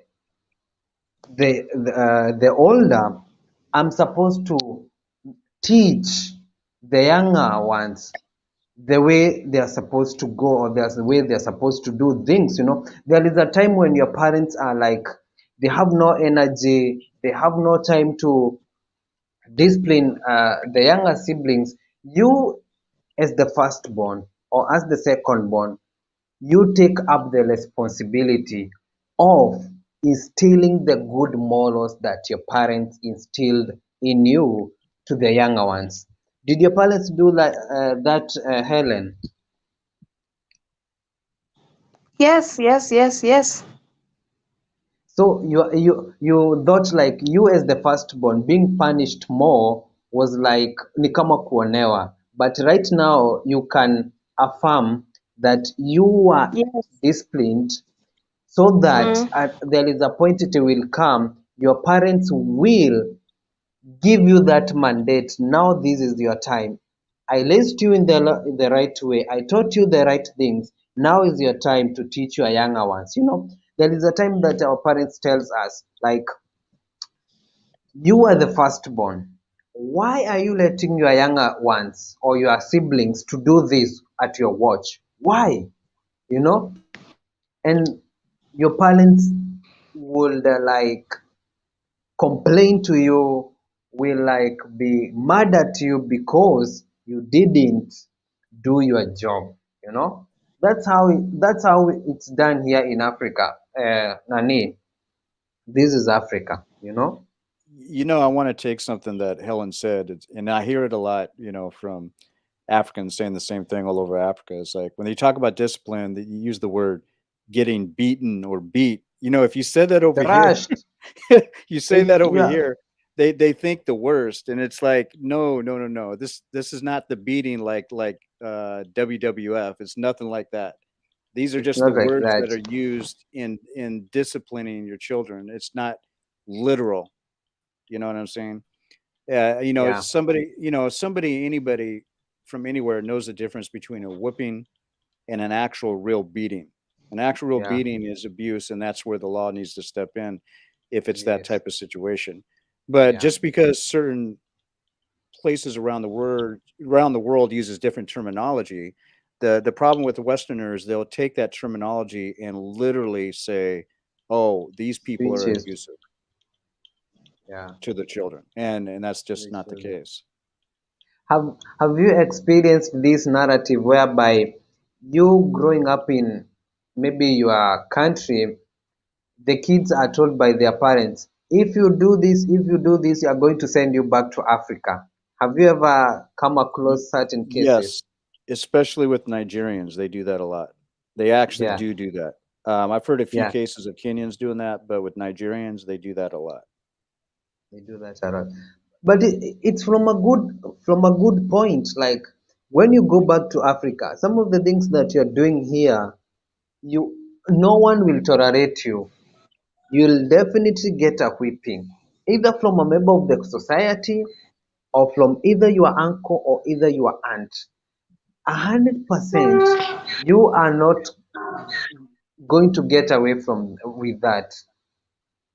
Right. And you know what happens here, and of course, like the UK, is that when parents are going to actually do this for the children, a lot of times they won't even say anything to the children about it, because the chances of the word getting out, and then maybe somebody in law enforcement, like a social worker in law enforcement, hears about Yeah, this, they would say, "Oh, you're going to send them back to Nigeria to be abused. So mhm, therefore, we're going to stop this right now. We're going to take your child away from you, so that way mhm, you're not sending them back to Nigeria where you came from, in order yeah, for this to happen." This is automatically the standard way of doing things here, is to yeah. stop you from doing that. Mhm. Um, yeah, it's unfortunate, Oh, but that's what you have to be aware of. yeah, so like the kids are protected by the social workers at some point from the punishment that they are supposed to endure when they do the wrong things. They can like go to the social workers and tell the social worker that my parents are abusing me. I don't feel it okay when I'm living with my parents. You can take me and put me into the social or into the shelters. But you know what, that's actually much worse doing it that way, because majority of the time, not all the time, but majority of the time, when you're in the quote unquote system, what they do is they put you in what we call foster homes, basically a temporary housing situation where somebody's paid by the government, our tax dollars, to take care of a certain amount of children in their home. Now their homes are inspected to make sure that everything is up to standard, or whatever. But in a lot of cases, these foster parents, they don't care about the children; they just care about the check. And with that comes a lot of verbal abuse, a lot of ignoring the children's needs, other than feeding them, and things like that. But a lot of abuse comes in not just in, like, in some cases molesting children or beating children. There has been some other extreme cases. Check this out. To save money, they're already getting paid a lot of money, but to save money, there was this one woman who had, I'll just say, 4 kids. And Mhm. in order for her to save extra money, she made sure that all of them used the same bath water. So when a child took a bath, instead of draining the bath water, cleaning the tub, and putting more bath water in there to be clean, she wanted all 4 children to take turns in using the same bathwater, because when you own a house over here, you got to pay the water bill. When Yeah. you're in an apartment over here, the water bill's included with your rent. So Mhm. this is the types of things that she was doing to the children. And yes, they did have skin infections because of this. They What? had all other types of sicknesses because of what this woman was doing in order to save money. That is so gross, man. It is gross, and this is how children. There's many different ways that children can be abused. This is just one of many different extremes that the foster care system here, as well as the UK, this is what's happening, because our foster system in America is actually modeled after the UK. Okay. That's so, yeah. God, that is, I don't know even how to talk about to say about that because like, how are you going to like? eh, I don't even know how to say it. Like, imagine, damn, that's so gross, man. That's so gross. A lot of these Children, foster care homes, they have they infestations don't of care lice. about they don't care about the welfare of the kid. All they care is what comes from that kid. You know, the check. You know. Right. right. And unfortunately, the few that do care, because they decided this is how they're going to make a living, but there are people that actually care, and it's making them look bad. But at the same time, the system is really supported because I don't know what it is, but somehow the system benefits from a lot of children being taken away from the parents and being put into these foster homes where and usually they don't stay in the foster home forever. They're being shifted around from one foster home to another, not necessarily because of bad behavior from the child. It's just that the social workers will just move them around. And that's another thing. If they're in a good spot, then sometimes they're put into a bad spot afterwards, which doesn't make any sense, 100%. you know. Like maybe you as a parent, you had the capability to give these kids a good life, and because of one maybe mistake, they're taken away from you, and all the privileges that they enjoyed when they were living with their parents, like it's nowhere to be seen anymore, you know. But because the system is designed in that way, when they go to the system, now there is someone who is benefiting from those kids from fostering them, because maybe there is a certain amount of money that the government budgets every year, that if you are a foster mother or you are a foster home, it's given to you. Now you don't care what these kids are going through. All you care is what comes at the end of the month. That that's so devastating, man. Yeah. And the more children they have, a lot more money they get, you know. In a way, you can kind of look at foster homes as the As a CNA business, businesses. Yeah, the yeah. CNA businesses where certified nursing assistants. That's what a lot of Kenyans do when they come here, is become Mhm, CNAs because they make good money, take care of mhm, people who can't take care of themselves. So I kind of look at it in that way, but it's with children who obviously can't take care of themselves because they can't get a job because of their age. uh, mhm. they're, they're just not ready for society to be on their own, stuff like that. So I look at it kind of in that way. However, the dynamics of children. I mean, some of these children are coming from seriously battered backgrounds. This is another thing I didn't mention. Mhm, Sometimes the children do need to be taken away, but mhm. now it's a 50-50. If you put them in a foster 50-50. home, are they going to suffer more abuse from that foster parent, or are they going to suffer some type of love from that foster parent? You just don't know. So, I Mhm. mean, uh, child protection services is what it's called. They're supposed to take the child away when the child is actually in danger, right? But there's no guaranteed, way of protecting that child in the system when you pass them on Yeah. to somebody Or else. maybe when the parents are not like they,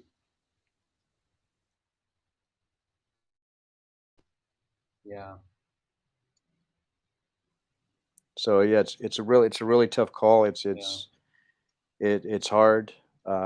We can always say the government needs to do more, but I think what the government really needs to do anywhere is just stay out of family affairs to the point where if it's not abuse, like I just mentioned on the last part, Mhm. stay out of it. Let the parents be the parents. Let them program their children to be good people.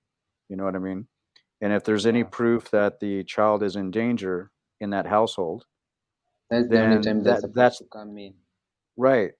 Right. I think that's responsible government, not irresponsible. Because the way it is in America, we have very irresponsible government right now. And it's been going this way practically my whole life that I've noticed, especially in the cases of, dealing with children and families. Yeah, you can see what experience Africa is saying, but at least the foster homes give them a second chance. It all depends from where that kid came from. It's a 50-50 thing. If, for instance, maybe your parents are drug addicts, you know, that is absolutely agreeable that these parents are not capable of taking care of their kids because of their mental status from the drugs. But imagine you are a good parent, Kids are going to school. They are enjoying everything that comes living with their good parents. But because you as a parent, you punish them, and the social worker came and you went to court, and the court decided to take the kids away from you, what do you expect the foster homes? And these foster homes are there because some of them are there as a business. Experience Africa. Tell me, do you think those kids are going to live up to the standards that the parents would have wished to? It all depends on the foster parent.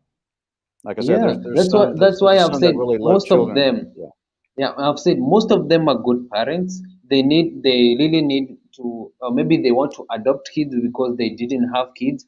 But some of them who have foster homes, because of the check that comes with the kid that they have taken away from the parent, they sometimes don't care, you know. right, right. And by what Experience Africans just said, in Africa they become street kids. In Yeah. America they become street kids too. And let me talk about this. If there's a problem in the home between the parent, let's say the kid gets kicked out, let's say the parent dies, or let's say the child runs away because maybe it's abuse or maybe because they just don't want to put up with chores or whatever. A lot of times, and you'll find a lot of kids here in America, including myself when I was young, I was a street kid Okay. from, I think I was 16 or 17. I was a street kid. And I remember one time we got locked in, me and a bunch of other people got locked in a laundromat where we do our clothes. There was an automatic Mhm, lock after 10 p.m. We didn't know there's a button you could push to let yourself out. We called the mhm, police, and the police took statements from everybody. And I told them that I'm homeless and that I'm mhm, 16 or 17 at the time, and they didn't mhm. care. There is no system saying, okay, you're homeless. That unless We it's can a give social you worker a going to the shelter. home. Right. Unless there's a social worker going to your home to take you away, then there's a system in place for that child to go somewhere. But in a situation like mine at that time, as well as now, there is no system. There's no protocol for it. So yes, there is a Okay. lot of children here that are homeless too, but it all depends on the situation and how you got there. Yeah, that's what I say. Like it depends on where that kid came from. So let's welcome Experience Africa all the way from Dubai. Experience Africa, welcome. All right, thank you so much. Good Hello, to have sir. you. Yeah, thank you so much, KBM. We are listening to you. Okay, you guys have been having a wonderful discussion, and I don't have much time. It's late here. I just wanted to add a little to it.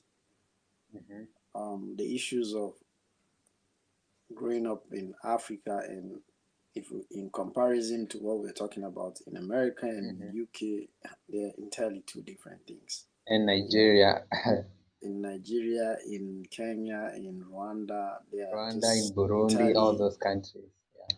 they're entirely two different things. But I don't support the idea of foster homes being ruthless or inhumane to kids.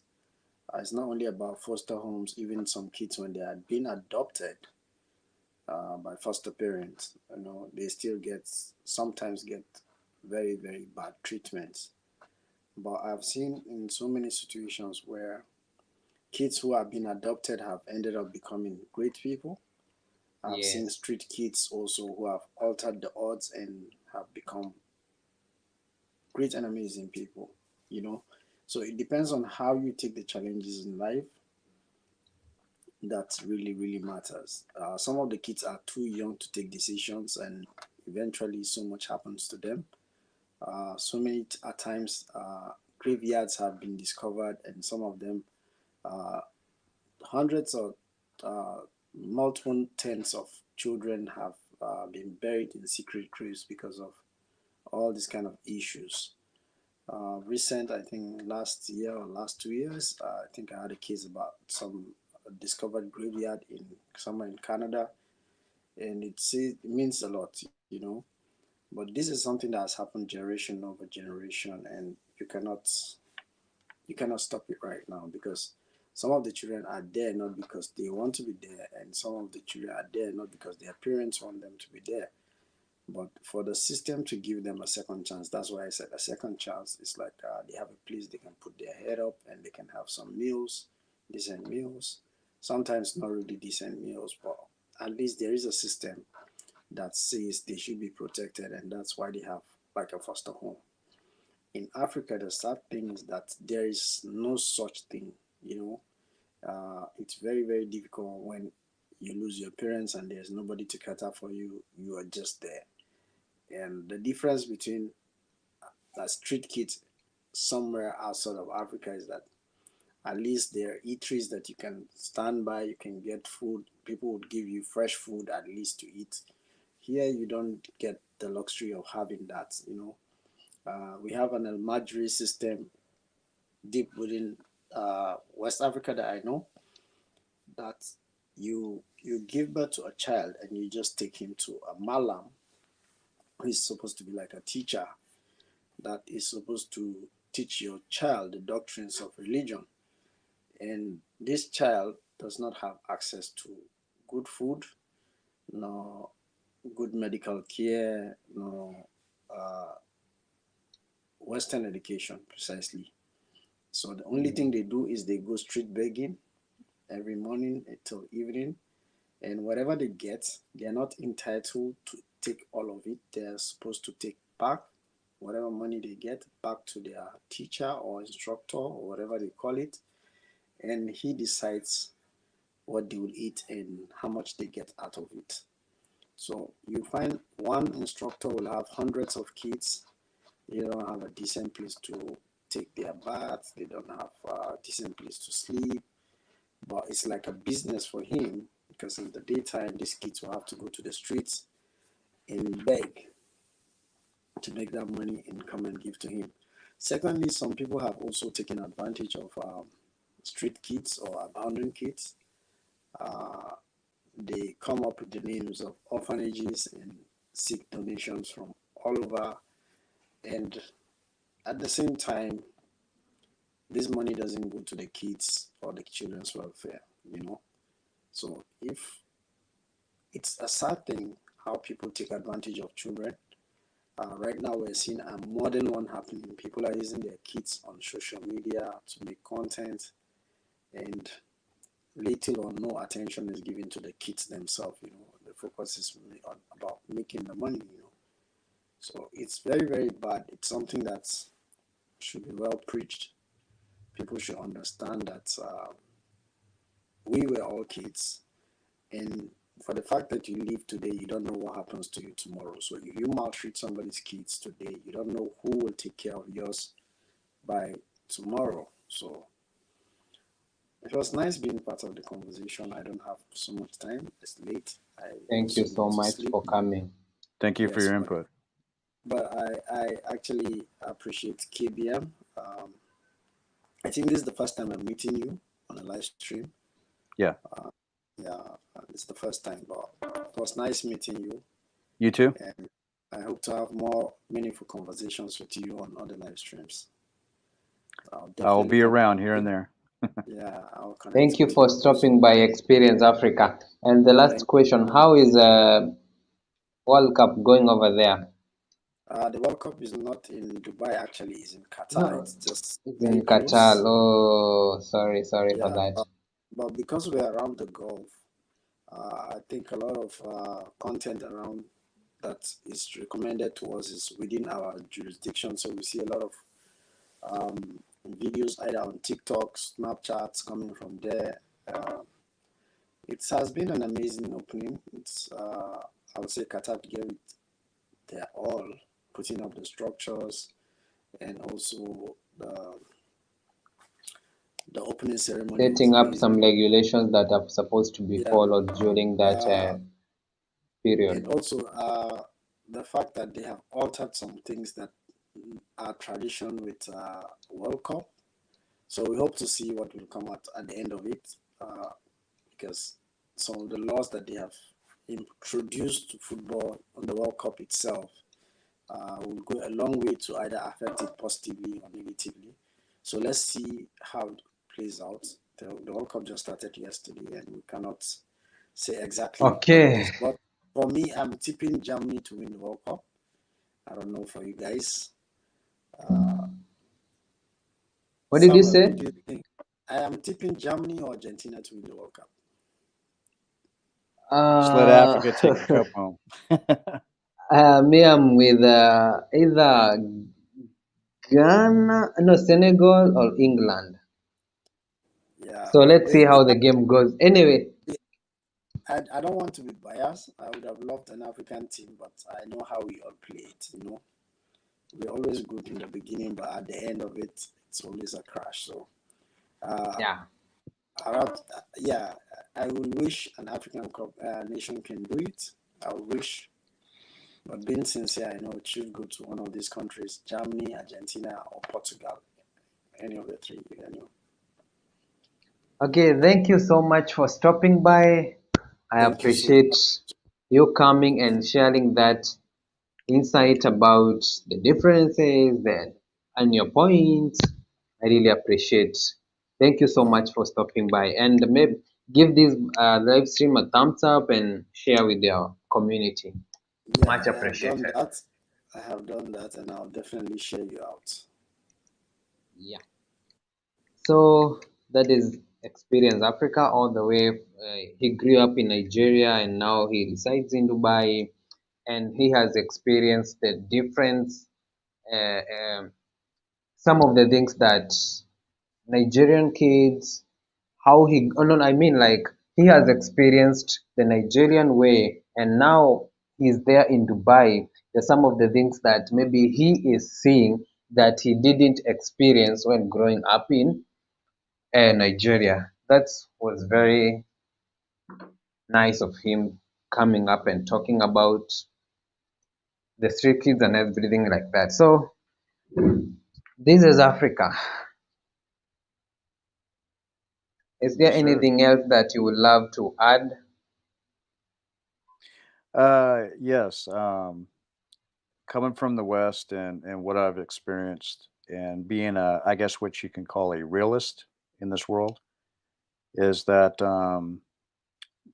there wholeheartedly there's nothing wrong with raising your children the African way, and therefore the way that's been done is the way I was raised for that 8 months. And I'm going to tell you right now that 8 months of intervention from my great aunt and uncle that used to put me on restriction and asked me, "Do you want to be on restriction or do you want to get you want to get whooped?" Okay. If it wasn't for Mhm. those 8 months in my life, and I was 8 and 9 years old at the time, I think I would have been in prison or dead already.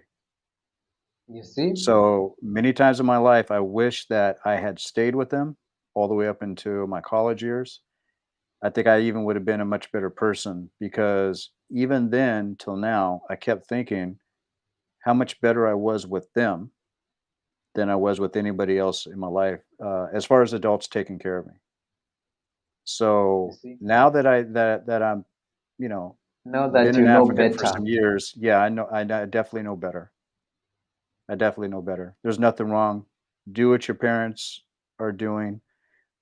Just keep that mode of culture intact, and I guarantee you, you'll always have a better society than the next. Unless they're doing the exact same thing as you, then you're equals. Mhm. So that's all I got to add. Thank you so much for stopping by. I really appreciate your support and sharing your great information with us, letting us know what goes on in the Western countries, because we are here in Africa, and maybe some of the things that we see on the internet about Western countries, maybe they're not, they might not be, maybe they are switched, you know, they might not be the real deal. So we consume things that are not, They're not uh, conducive to the African yeah, way. they're not conducive in an African way. And that's why you hear like the African parent will always tell you like don't uh, consume everything that you see on the internet. Some of those information are there to flip your mind on how you see things, you know. Hmm. Yeah. All So I right. Well, really thank you very appreciate much that. for let me come on the panel. And on that Mhm. note, everybody, I love you all, and I'm out. Thank you so much. That is a very nice night. I have had a very nice panelist coming up to the panel and sharing their experiences with us from wherever they are from. So I don't know. There are so many things that we have talked about growing up in Africa, growing up in America, growing up in whichever part of this world you grew up. You all have different experiences.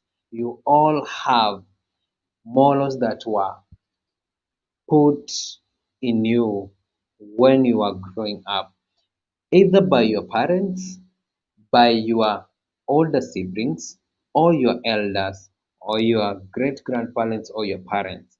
These are some of the things that we grow up carrying them with us wherever we go. Like I personally, there are some of the things that it can never be me. I can never do because of that one thing that was instilled in me. And I carried it all along with me up to date. You know, that was the benefit of our parents being strict to us. If these parents were not strict to us, they didn't uh, punish us or they didn't instill good morality in us, I don't think we could have turned up to be like who we are today. You know, we could have gone against their will, against the path, against all odds, and we could have turned to be maybe the worst people we can ever be in. That's like sometimes when a child turns out to be a waste, let me say that, if you try to dig how this kid was raised, sometimes it turns out these kids maybe were not raised okay, or maybe this kid was raised fine and he or she decided to go against all odds and turns out to be like something else. So guys, oh god, okay. Stories by Tabi. How are you? Nice to see you here. If if you have a chance, maybe you can come to the live stream and maybe you can share with us some of the things that you grew up um, you grew up being taught or some of the experiences that were taught when growing up, you know. Maybe some of your experiences are not my experiences, you know. And let me see, let me put the link so that if you want to join, you can join and share with me some of the things that you were taught growing up, you know. Uh-huh. Oh, no, okay. I think there's something else that we didn't discuss, like the different settings of the households, or maybe setting of the family. You know, yeah, okay. It's something that's there and something that has been there. Like there are four types of families. Maybe there is the single family, there is uh, the extended family, there is the nuclear family, and there is the step families. You know, like the nuclear family is whereby it includes the father, the mother, and the kids. That is the nuclear family, and that is, I think, the basic setting of a family or a household. Also, there is this family where it includes the aunts, the uncle, the grandpa, the nephews, the all sort of people in that household. That's, I think, that is the nuclear setting of the family. And I feel sometimes that nuclear family, I don't know, extended family, sometimes it might be of benefit.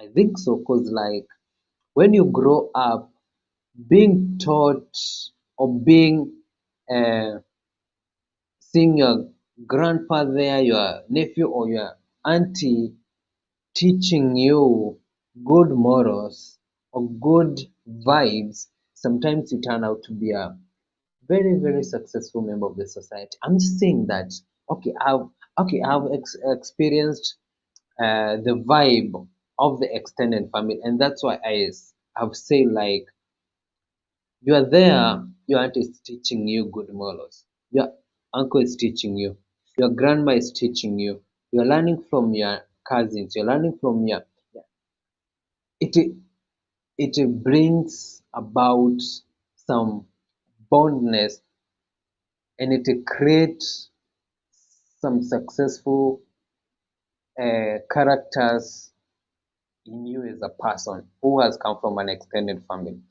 That is my opinion. That's my point of view. Don't come bashing me or coming after my neck saying that a nuclear family does not raise kids well. Well, I didn't say that. Well, that's my opinion. Okay, I'm just saying.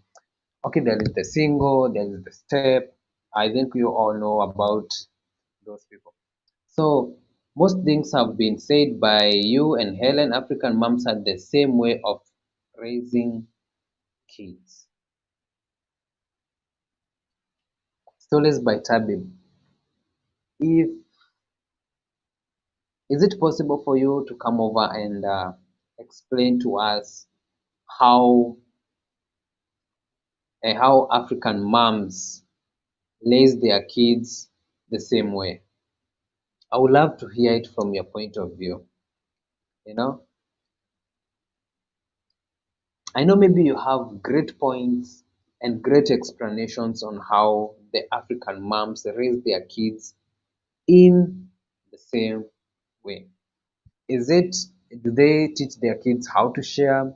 Do they teach their kids how to dress? Do they teach their kids the responsibilities that you're supposed to undertake when you're growing up, the duties you are supposed to undertake, you as a boy or you as a girl growing up?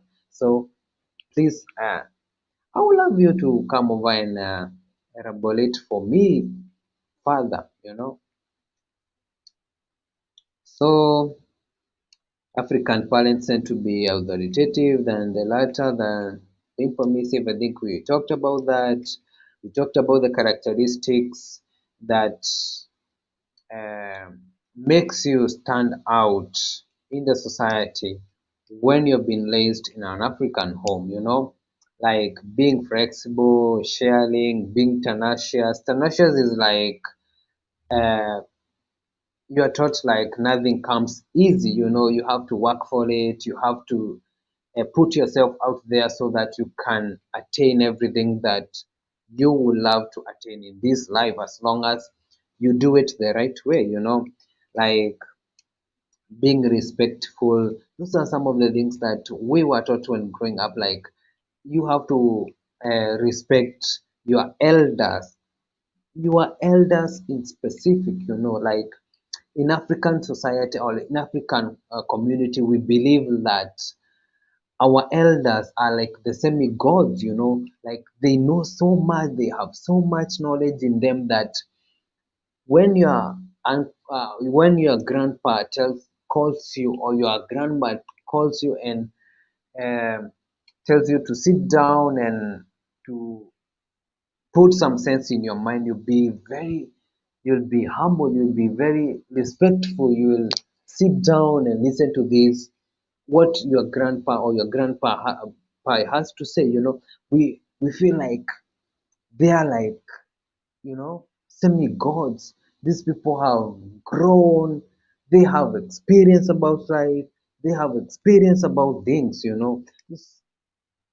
That's why elders here in Africa are highly, highly respected. You know, some of the things like you have to be self-driven. Discipline is very vital in an African household. Man, if you're not disciplined in an African house, my friend, the whipping that comes with that, the whipping that comes with your indisciplined cases, hey, boy, you'll even think that your parents are not your real parents. Why? You know, there are like high expectations from your family members or your society or your community. You have to be brave. All those things were some of the things that are some of the characteristics that makes you stand out to be a good member of the society and from the rest of the people who didn't grow up being taught good values and good morals, you know. So uh, what else? African system emphasizes the principle of living together and a sense of community of brothers and sisters unless there is an extended family, you know. If you have something else that maybe I have not touched up out, because I think this is a very, very, very, very broad topic to discuss. You know, you can share your thoughts, your experiences, and everything like that. I don't know where Sue went. Sue, where are you? Sue, you told me that you are cooking. What were you cooking? If you're still here, maybe you can. Share some of the things that you experienced growing up in an African household, because that is what we are talking about today. You know, uh you know, uh, like for instance, let's say like you grew up in the village, and you know some of the activities that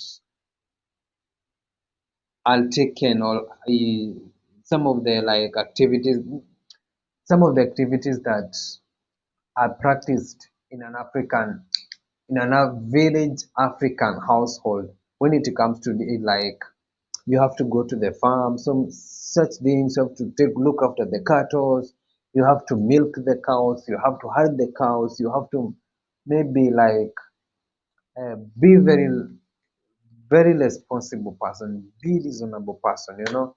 Some of the things that in a village African life you have to undergo or undertake when you're growing up. This is something that you can never ever evade. Growing up in an African village, African homestead, you know, like uh, there's like the differences whereby it comes to a village African household and a city African household. You know, I think they do things differently, but some of the things mm, are related. You know, today nikaa bana kama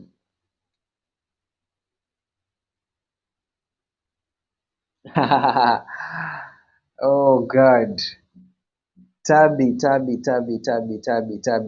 Yeah, Stories by Tabi is talking about the Kababa and the Kamab generation. Okay, if you don't understand what Stories by Tabi is talking about, is the games that we used to play when we were growing up. Uh, Maybe like we used to make football with polythene bags and especially polythene bags.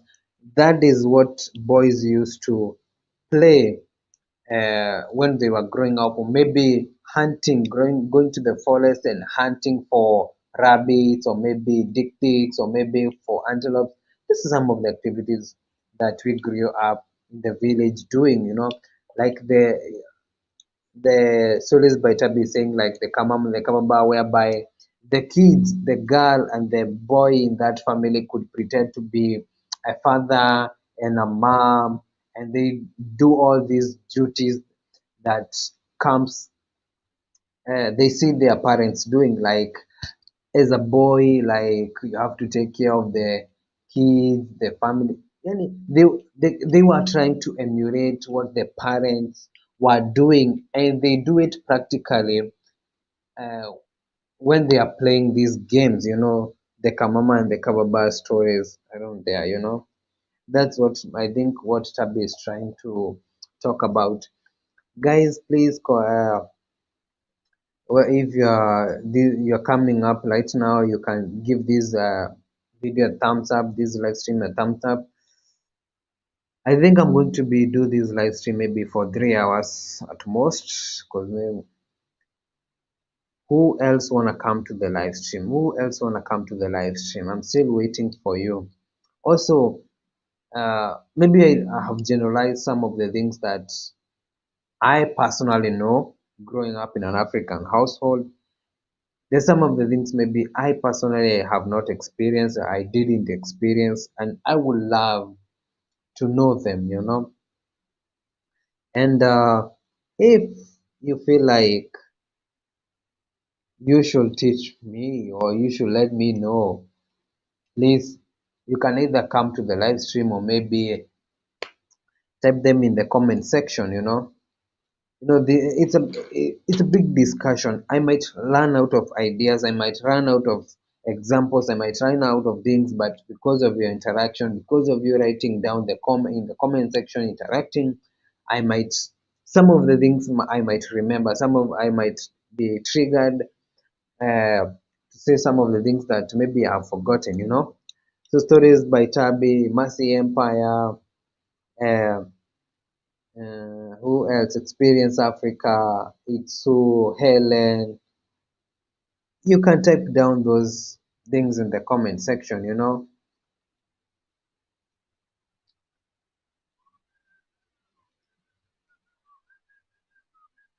You can also share some of the activities that you used to do when you are growing up, like what else? What some of like some of the games that we used to play when we were growing up, like what else? The Kababa and the Kamama that Tabi was talking about. What else? Like constructing Garizawaya. If did you guys do that? Did you guys do that? Or maybe like there is another game that you used to play whereby you could uh, take a what do I say? You could cut a tree, maybe shape it in form of a pear, and then there is the way you used to whip them, and then they rotate, and it was a very fun game. I don't know if you can remember that. I personally didn't grow up seeing like the way kids are growing right now, whereby they have to be given like plastic cars, or maybe the kids are given the dolls or things like that. We used to play with mud. We used to construct, like, to make like dolls, like in form, like I'm trying to find the right explanation. We used to model using clay, and that's how we used to spend time. Ati we used to play gyudhi. Oh, gyudhi. Okay, inaitwaje? We dig a small hole, circle, put stones and play. I haven't seen the game in a long time. I think you're talking about the Ajua game. Like right now, they they dig holes in a piece of wood, and they put like they put marbles in those holes, and they play the game. That's why I think, oh, no, no, no, okay, I think that is different. Gyodhi is whereby you dig a hole and put in some stones and you throw them up. I think that's what you're talking about, stories by Tabi. If I think I was thinking of something else. Okay, we played kati with Mikebes. That I think was for the ladies. ama three sticks, ama three, I don't know these games that you ladies used to play, you know. There was another one was played by girls. Okay, those were girls things, those were girly things. I have seen when I was in the village, I could see like the little girls playing those games like Gyubi, the the Kamba thing, where how they jump the rope, they swing the rope, and then the girls sing certain songs while they jumping the ropes, you know. And also maybe there is another game whereby I'm trying to find you make a ball from maybe socks, a small ball, and then you have two people from maybe there is a what do I call, two people, and then you throw it from one person to the other person, and when you hit the person in the center is supposed to come out of the game, and maybe you as the thrower you come in, and the cycle goes on unless maybe you had so many people in the game, you know.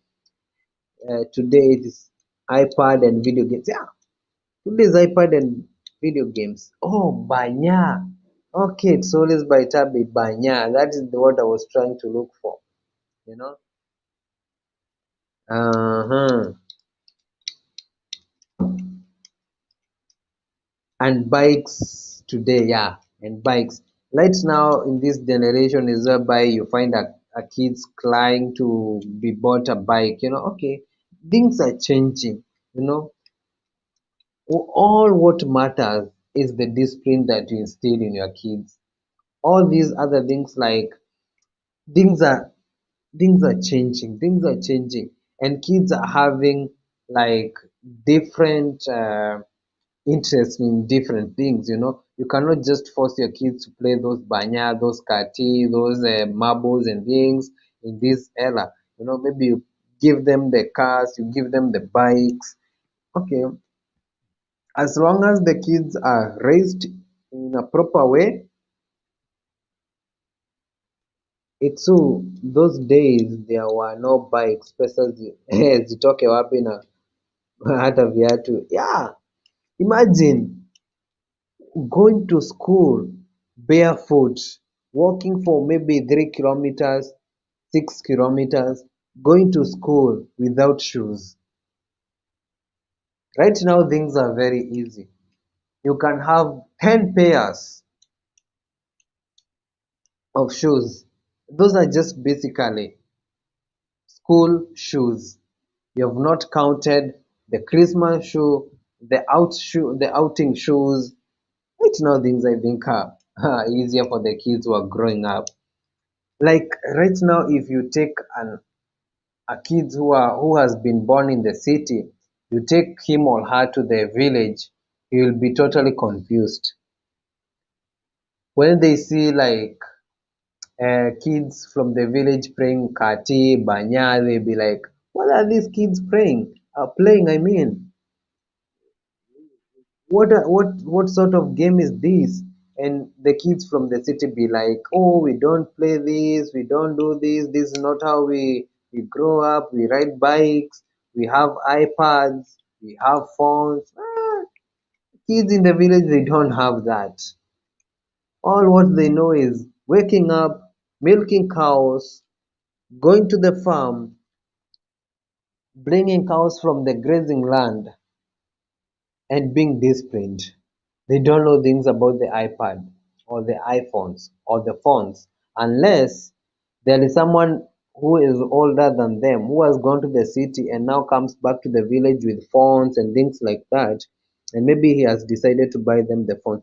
But okay, I know some of the villages whereby the kids they have the privilege to have phones, television, all sort of these technological things, but some of the deep in the villages, if you find a phone, it's only the mom who has the phone. The kid is not allowed to have a phone. I can I, I can give you my testimony is that I didn't have a phone until I finished my O levels. I mean when I finished my secondary school. That's when I was allowed to have a phone. If it happens, because like being a boy, you have to be naughty. You have to want why are they not letting me to have a phone? I bought some few phones when I was in high school, and let me tell you, those phones were confiscated and they were smashed. Let me tell you, I was not allowed to have a phone. This is how strict our parents were. The only thing they allowed you to have is books. If you have books, well and good. But if you have a phone, my friend, boy, you will not love it. Sindio, my neighbor had that big bike. You know it when I was around 11. That the black mamba, the black mamba. That is the village bike. Huh? Stories by Tabi. 11. That's what you used to ride. Yeah. If oh, if you had a villager or a member of the society who had a bike, well, you are rich guys. Everyone in that community or in that village will come to borrow that bike to ride. A black mamba was a big deal in the village, you know. Or maybe you as a guy, you had constructed something we used to call. They are formed like they look like scooters. We used to call them chukudus, but they also exist in Congo. Those chukudus, we used to, yeah, we used to construct them to carry firewood or carry water or carry maybe pasture or everything or something like that. If you have that as a member of the society, everyone would want to ride that, like a bicycle, a black mamba, or a scooter, or a wheelbarrow, or a what a grutoki, or maybe something like that. Hey, it was a big deal when growing up. Big bike I can imagine your age. Mimi na Samuel, there were no bikes growing up. Yeah, we didn't have bikes. Sisi tulikuwa na black mamba na ilikuwa ya mzae. If it happens you know how to ride that bike and it gets spoiled. Oh boy. Hey. The beating that will come with that, you will never take that bike from. Oh, me too. I bought my first phone with my first salo. High school, it was something I couldn't even think about. Pesa zitoke wapi? You can only think of what you can afford. Yeah. Hiyo ni bike gani? Mi sijawahi ona. Yeah, maybe in your village, maybe the boys in the village didn't construct, like maybe the boys in your village used to construct the gurutoki, yeah, the gurutoki. I think you know what I'm talking about. But in our village, I personally, we used to be very innovative. We used to construct, like we used to sometimes to cut a jerry can and put some wheels. We could cut wheels um, from a tree trunk in form of a wheel. We cut them with a saw, and we drill a hole in them, and that could come like could be a good. It could make our work easier, either culling firewood or culling pasture or culling something else, or maybe we could construct a chukudu. A chukudu is like a scooter. If you know how a scooter looks like, that's how a chukudu looks like. Hiyo ni okay. Ile hutumiwa ocha kubwa. Yeah, the black mamba is still there. Yes, the black mamba. Tabi, it wasn't ours. Your neighbor. Yeah, we used to borrow them from the neighbors. Gurutoki, I know, even that constructed wheelbarrow. These are some of the things that we used to experience when growing up. If you didn't do these things when you are growing up, man, you missed a lot. Like sliding downhill. You go uphill, you pour water, and then you slide down. These are games that you used to play there in the village, or maybe cut uh, horizontally on a water jelly can, and you sit in it and you go uphill and someone pushes you, you slide down. It was very fun. It was very fun. These were games that we used to play when growing up in the villages. Uh-huh. And if you had to go out to play those games, remember you had to complete your tasks that were assigned to you by your mom or your dad. Or maybe it was a certain day or certain period, that's when you're supposed to go out and play with your peers out there. Yeah, it was fun growing up in an African village. Also, sometimes when I go to the village, sometimes maybe when I find kids playing the what do I call it? The plastic bags football. I comfortably play with them. I see nothing different or some nothing like it's fun. It was fun. Our social life was better. Yeah, our social life was better because like sometimes you could go to maybe your neighbor's house, you chit chat, or maybe stories by Tabi, maybe during evening time before your mom cooked, your grandpa or maybe your grandma could call you in circles and narrate all these stories, those nganos, what is called them? They used to narrate about the ogres, used to narrate about these crazy, crazy stories. Nganos ya Marimo, I think that's how they used to call them.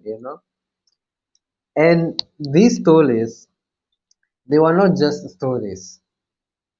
They had hidden meanings in those stories, like the story of the ogres.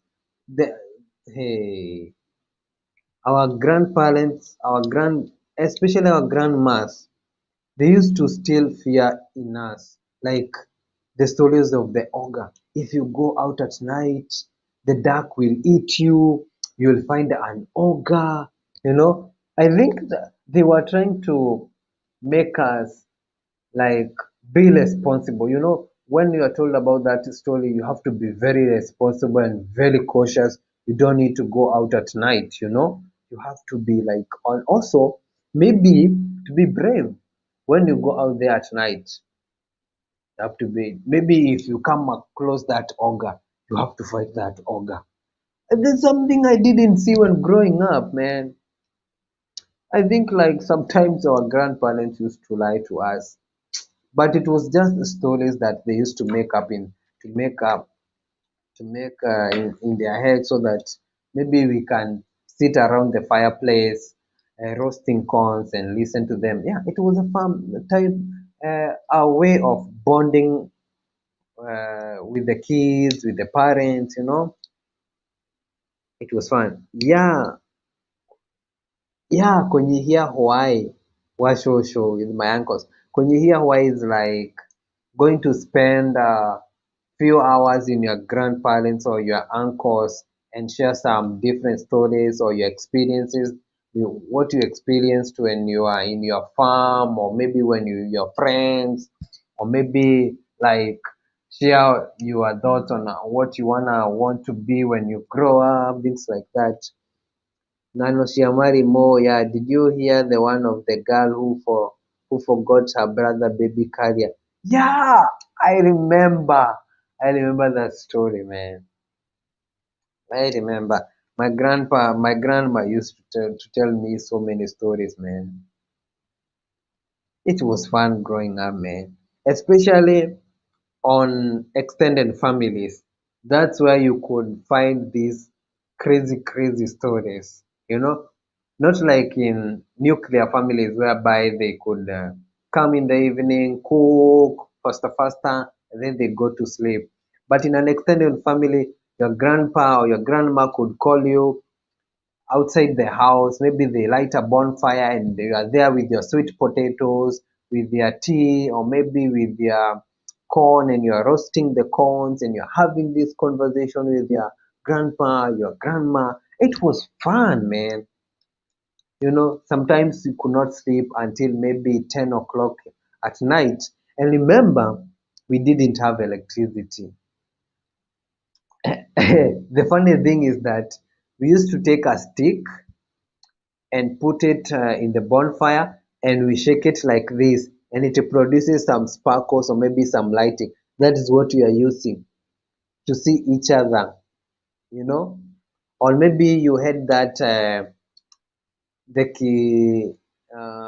the traditional lamp, or maybe the traditional source of light, whereby you drill a hole in a can and put kerosene and a wink, and that's what we used to use in the kitchen or in the village when growing up, man. This, we didn't have electricity. Right now, kids are growing up in a very nice environment. Electricity. They didn't have to cook with firewood. Oh, yeah.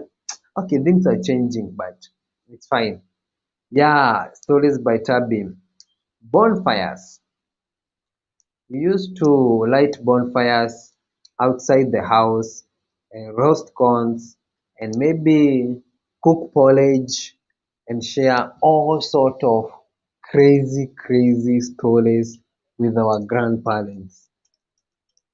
That's how I grew up. Yeah. Or maybe you are cooking githeri and you could stay there talking stories until the githeri get cooked. I think this was a way of bonding or bringing togetherness in the family, in the community, because you could find like your uncle just came, your nephew just came, your aunt came, and you're sitting there at the bonfire, you're roasting maize, you're doing all these activities, and someone comes with a crazy story, you come with a crazy story, and you are laughing your lungs out and everything. Yeah, and everything that came revolved around growing up. These were amazing experiences. What else have I left out? Stories by Tabi, because I can see you here. It's Sue, I can also see you here.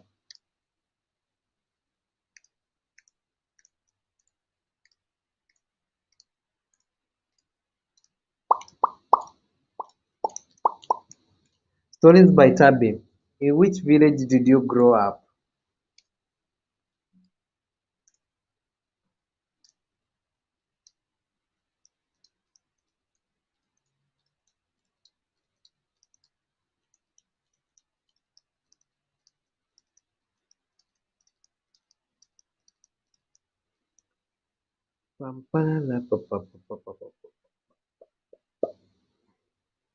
I've been talking for 2 good hours. 2 good hours.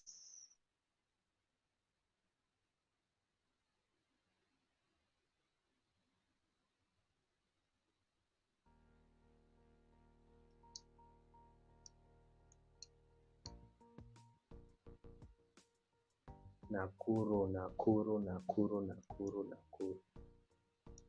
Nakuru now has gained the status of becoming a city. I think the governor of Nakuru is doing an amazing job.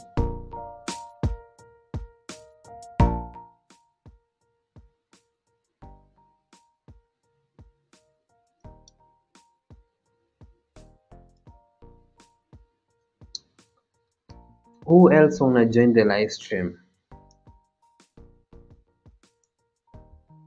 It's 11:09 here in Kenya. I don't know what time is there in your country or in wherever you're watching me from. I can see 2 million people in the house. Okay, it's fine. It's fine. Stories by Tabi. It's totally fine. I know maybe you are tired, you had a crazy day, you're tired. It was Monday, and I know Mondays come with some crazy hangovers. It's yeah.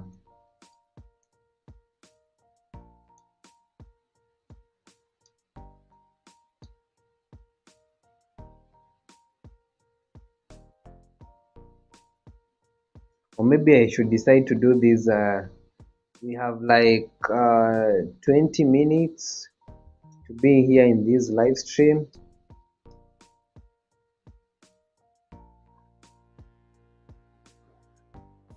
What else do you want me to discuss, guys?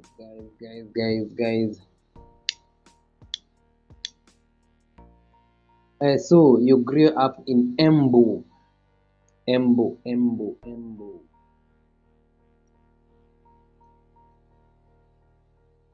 Oh, stories by Tabi. You're always off on Monday. I'm also always off on Monday. That's the only day that I get to rest and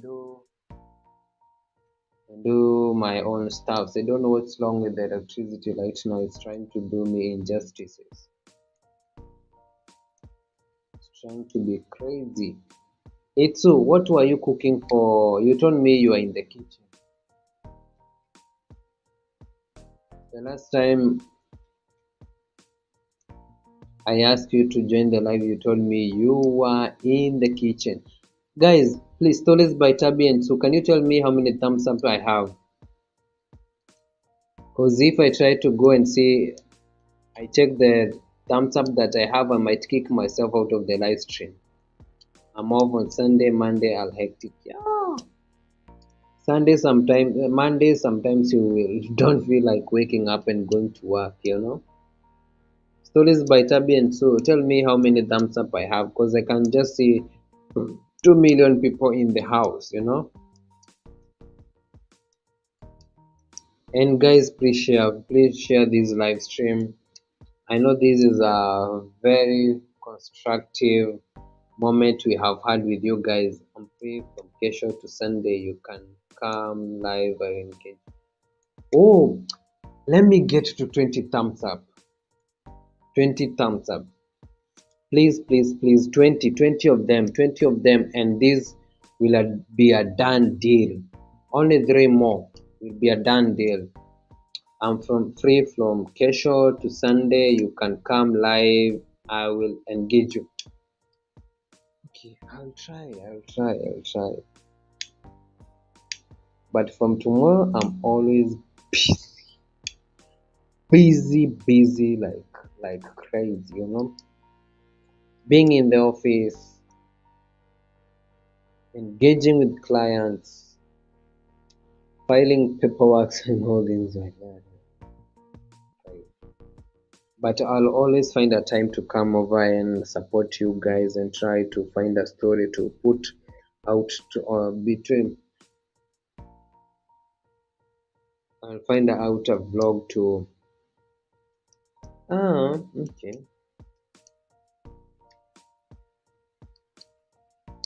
We have 20 thumbs up right now.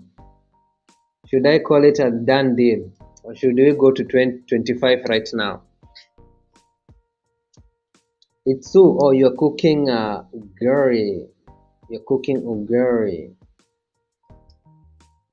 It's fine. Maybe you didn't want to share it with me, or maybe you didn't want to share with us. So, okay, fine.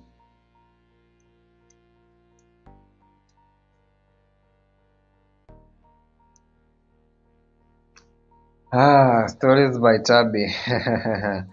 Come to my Instagram and we are going to talk more. But okay. Right now I can show you some of the things that I deal with because I have a booklet here. You see our rights and some of the things that I deal with Let me show you. It's here. It's more about, you can see, family law, businesses. I'm seeing 20. Okay, so I think, sometimes YT have some 10 seconds delay. Maybe you are not seeing 20 in your side, you are seeing 17 in your side. Yeah, some of the property law, uh,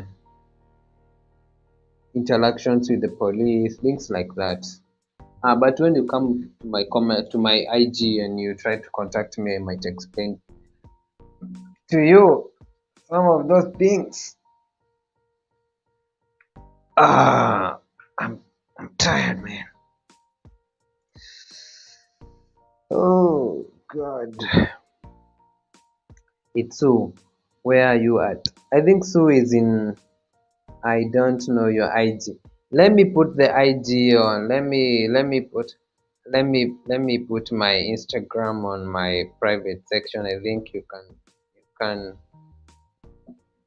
Uh,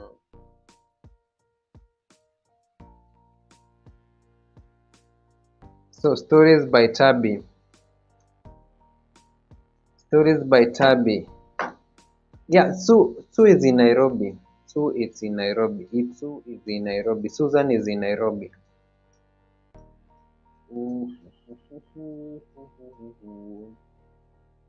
So I think I was in Nairobi for a couple of years, and then I came to Mombasa, and then now I'm thinking of coming back to Nairobi. I miss my town. I miss my town. That town made me who I am today, man. That town I was successful. I learned my own businesses in Nairobi, but due to COVID,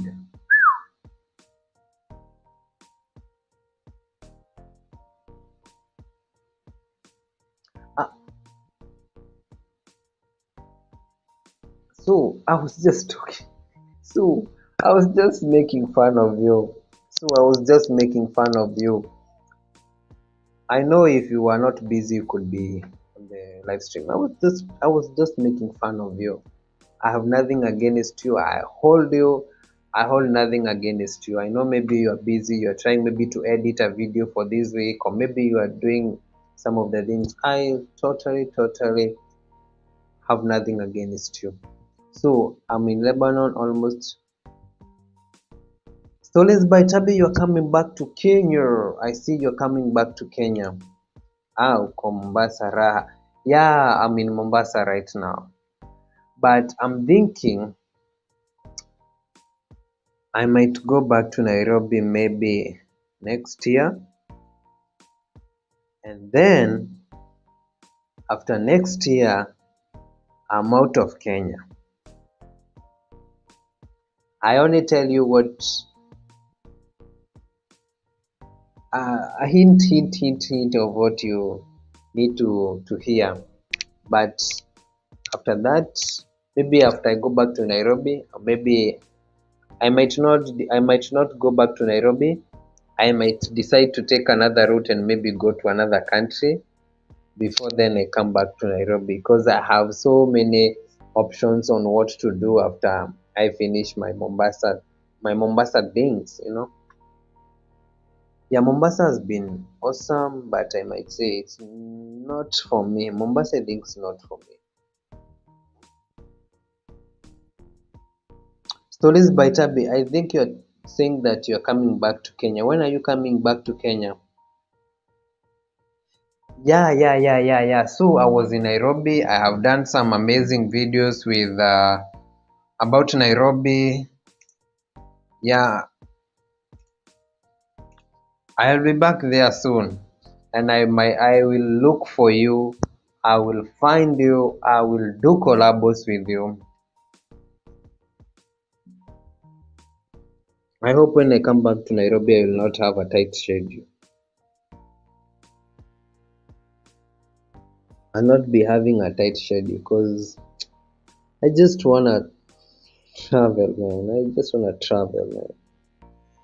I just want to go to those villages, find these stories, travel to these countries, experience village life, city life, history. Hey, bring good vibes, to this channel. And nice Tabi, karibu home. When is Tabi coming home from Lebanon? I hope, Tabi, you have known how to talk in Lebanese, because I don't know how long you have been in the Lebanon.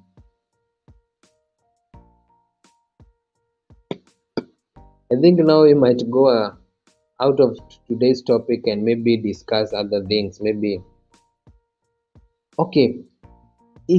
Stories by Tabi. What are some of the things that you have seen in Lebanon, like how kids are brought up in the Lebanon? Because that is another hell of another world.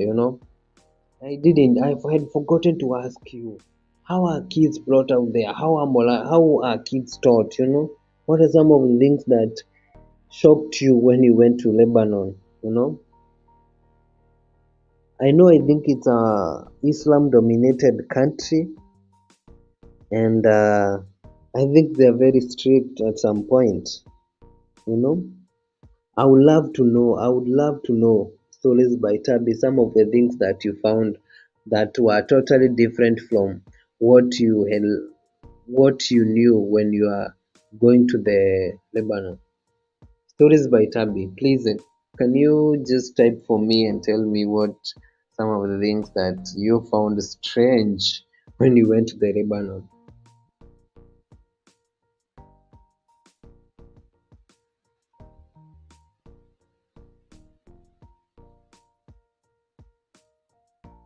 Yeah. So, hata ukitaka twende trip ya East Africa yote manze, naomba tupate hiyo chance, tuzunguke, tupige raundi Nairobi, tupige raundi hapo UG, tupige raundi hapo Tanzania, tupige raundi hata tukitaka twende Ethiopia manze, it will be a nice experience. Oh, Christmas will find you home. You have you're done with your contract. You have not signed another contract. Are you planning to go back to the Lebanon, or you're planning to stay here in Kenya and do your things? Huku ni kababa na kamam. So watoto huko Lebanon wanaengaengwa kabisa kama mayai. So at any point you didn't discipline those kids, or you didn't try to show the kids the right way to go.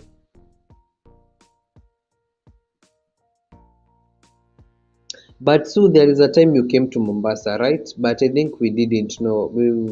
We had not connected, I think. I remember I watched your video when you were in Mombasa. I think we had not connected. We had not known each other. So that's why maybe I didn't know you, or maybe we have 7 minutes to be out of this live stream. I want it to be 3 hours. So if you have something that we can discuss before I call it a day, you can. Today I have not seen Goga, I have not seen the Momolicious, I have not seen Fabulous Aunt. I don't know where these people were today.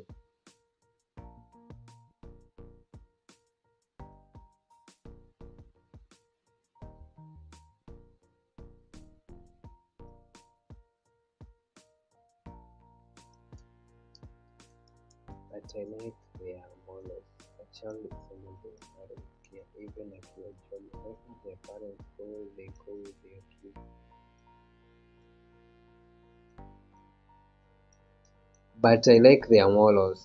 A child is under their parents' care even akiwa job. Wherever their parents go, they go with their children no matter their age. Yeah, I think that's good because they get to see what their parents do. Yeah, we love that, Samuel, East Africa. So you are down to that. We are going to talk about it because I have your Instagram. I think I also have your number. We are going to discuss that. I'll tell you when coming. If I'm going, so I'm going to discuss with you if I'm going to come back to Nairobi when I'm done with Mombasa, or maybe I might first go maybe to East Africa and then come back to Nairobi. Because this channel, I want to, there there is no fornication too. Boys' girlfriend must be introduced to parents, and oh, so like boyfriend girlfriend thing is not there.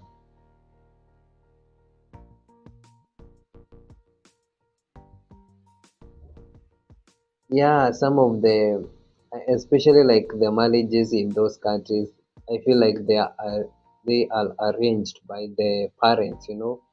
They tell you, I've seen a very nice girl, I've seen a very nice boy who fits you, or who has this, or who has that, and then you're brought, you speak 15 minutes, and that is it. And then you say, I like him, or I don't like him, I like her, or I don't like her. And then the next thing, maybe Itsu, yes, leo najua ni Monday. That's when nimesema niko hapa the next 5 minutes I will be done. Itsu, please stay with me until those 4 minutes are over, and then I'll call it a day. I've not even to make things worse, I've not cooked. I just came off from the gym, and then I took a shower, and then boom, sat down and start discussing the hot topic of today. And now I can see it's almost 3 hours. Yeah, then hakuna Kijaya boys, they live in their parents' house every month, even money from there until they can afford to have their own houses. Yeah, sometimes I feel like in the Islam households, I feel like they try to uh, maintain that togetherness, like parents or the parents try to bring their kids so close together, like you can marry and stay in that house until you are able to afford, or able to uh, to sustain yourself, but at any point you have to be within your mama's compound, within your parents' watch, within your parents' eyesight. Motive the traveler is coming up at this moment. Motive, we have been having a very, very nice discussion today. As you can see from the title of this video, we were discussing experiences that you as a person experienced when you were growing up, I know you experienced some of the things maybe I didn't experience, You're coming up when we are almost done. We have 3 minutes, so you can share with me some of the things that you feel or you experienced or growing up, Nope, until marriage, not arranged marriage here in Lebanon. They are free, but that's their tradition.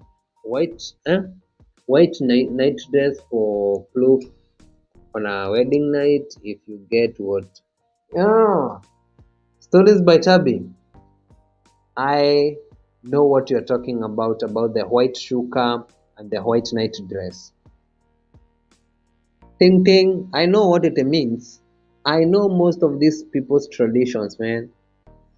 It's so glad to see you. Motive, where are you watching me from? Where are you right now? I don't know if you are in Nairobi, or maybe I don't know where you are right now. Please, haha, I was talking about Kinagoga not being in the live. They might be dealing with Monday blues. Haha.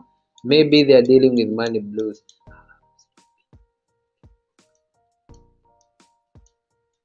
Yeah, maybe they were having a very crazy weekend, and now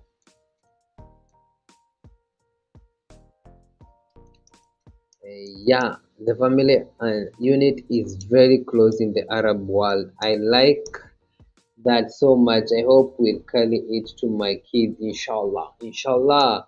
Watch from the capital, Nairobi. Motive. I'm going to visit your house after this. I've watched bits and bits and bits on your live stream. No, I mean your videos, you know. Yes, yes, yes, yes. I've seen something has just come up on popped up in my phone. I don't know. Clint, okay, so okay, something just popped up.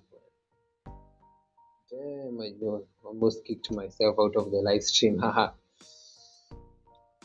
How many thumbs up do I have? It's officially 3 hours, and we have 3 million people in the house. And I guess that is Motif, Stories by Tabi, and Sue. So, what do you have to say? Because, like, tomorrow is work. I have to be at work at 8. You know, I work from 8 to 8. Tuesday to Sunday. So tomorrow is the day that I consider the Tuesday as my Monday, because that's the only that I have to rest, man. Good to see you too, Motif. I didn't see Tyrone. Oh, but Tyrone told me that he was very busy. He's very busy. I don't know if I think maybe, I don't know. Yeah, Goga had a premiere. Maybe you didn't show up. This scratch your back. I didn't see the notification, but I'm going to go back to the premiere and see what he was talking about. But I know it's all about yoga. You know, Goga made me start doing yogas. I know those baby poses, dog poses. Hey! And I'm not as flexible as Goga. Sometimes I go to sleep feeling back pains because of those extreme stretches, you know. Ah, we have been together until this time.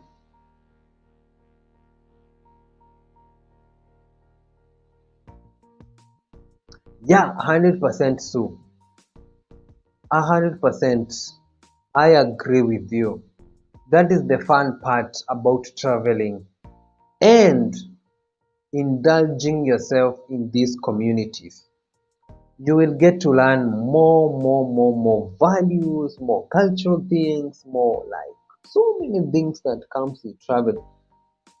Please, if you travel, don't be open-minded. Be ready to learn new things, you know. Be ready to learn these new things. Especially if you go to another country that does not have the same culture that you have in your country. Please filter what you need to learn, and learn what is positive and leave that what is negative, because some of the cultures have very crazy cultural practices. What? Yeah, true. So the exposure is, yeah, especially when you travel and you put yourself out there to get exposure, you end up learning so many things that you didn't know, you know. You get to have like experiences on other different things, like how people dress, how people behave, how people, the religion, their food, how they cook, how they interact, they respect, so many things. That's my motto: travel, explore, and adventure. Yes, just go. My motto is, and I didn't want to share with you guys, is aspire to travel and inspire. Aspire to travel and inspire. Aspire to travel and inspire. Motive the traveler. So, how many thumbs up do I have? 1 minute, 1 minute, 1 minute to go. 1 minute to go. How many thumbs up do I have? Motive You have come.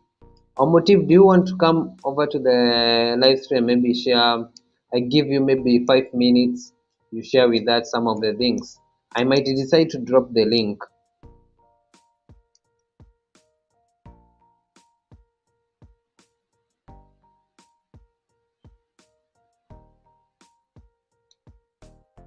That is the link, Motive. You have, oh, I have 22. Wow, 22. Please, two, three more to 25. If I get to 25, Motive, that is the link. If you love to come up and maybe share with me some of the things that you experienced when growing up, you can come up and share with me. I can see 4 million people in the house. Before before before you expire, aspire to travel and inspire. Yeah, after this, I'm going to the kitchen to cook.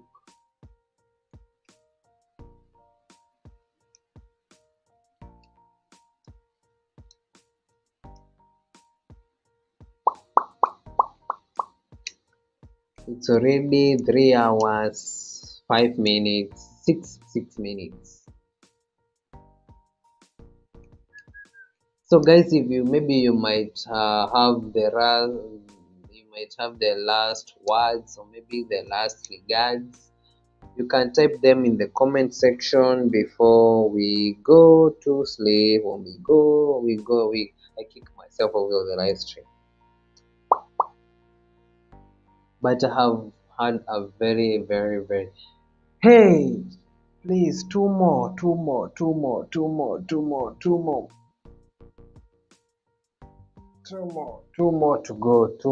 go. Allow me not to join live today because of some no worries, my brother. I got no worries, brother. As long as you have come here, you have shown your support, you have shared with me, that is the I appreciate that. I do really appreciate that. Because it's already it's already almost me. It's 11. It's 11. I know people are sleeping. Maybe they had a very crazy Monday. I know Monday blues, and I always do my live streams on Monday. It's crazy. So 3 million people in the live stream.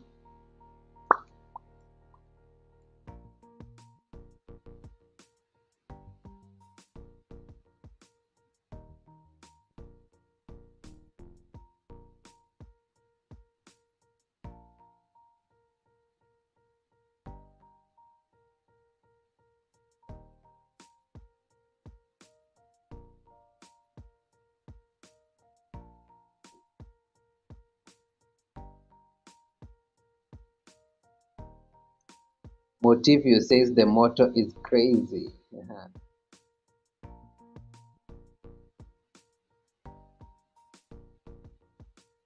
Okay.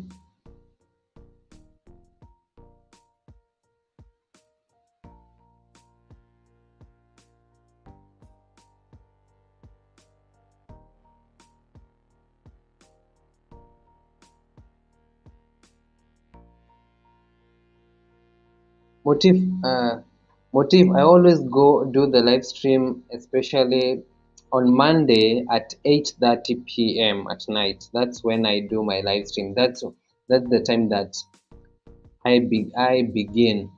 Humble. I will keep a reminder niwe na kujoin every Monday. Yes, thank you. From what time? 8 p.m. From 8 p.m.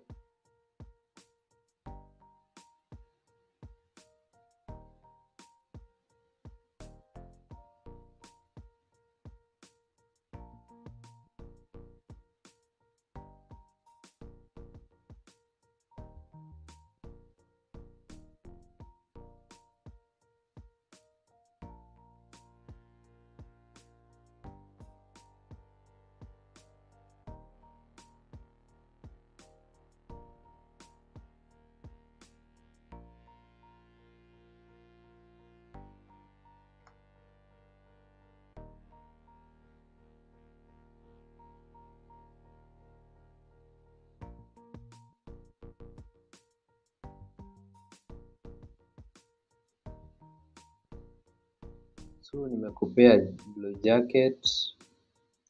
Clint, Clint, you are coming right now when you're almost done.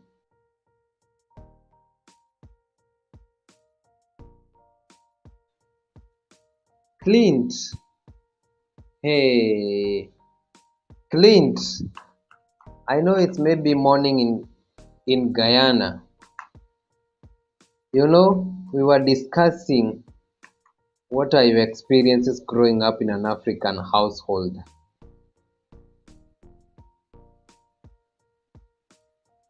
Yeah, thank you. So,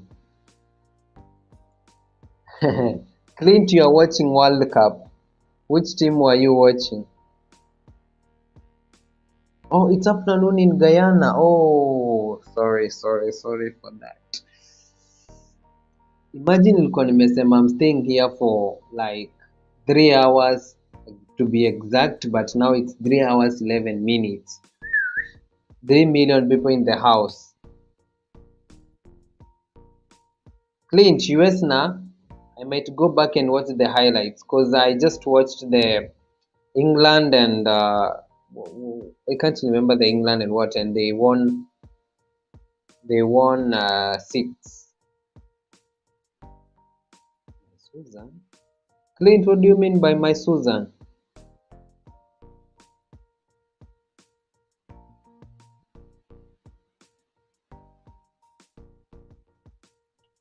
Clint, do you want to come to the live stream? Maybe say hello, and then because I'm almost closing up this live stream.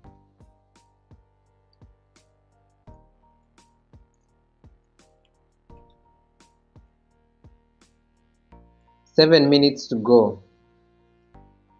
Then we are done. We call it a day.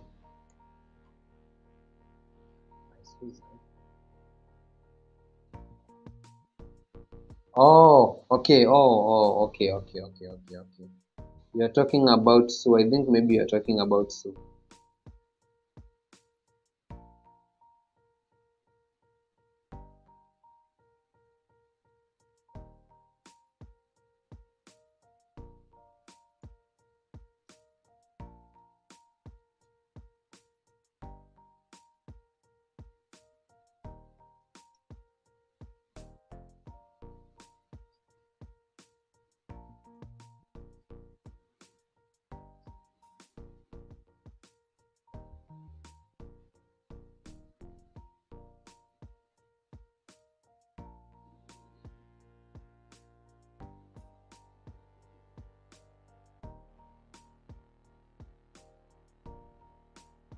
It's fine, bro. It's fine, bro. Thank you for the blue jacket.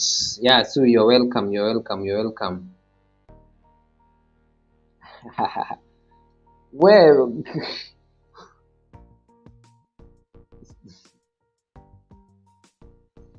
I don't want trouble. I don't want trouble.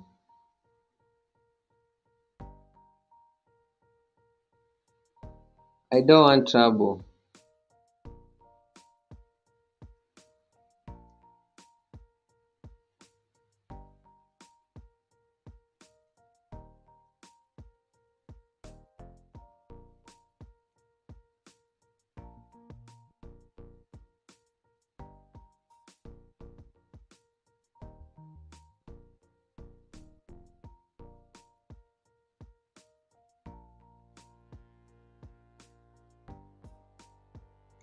Stories by Tabi.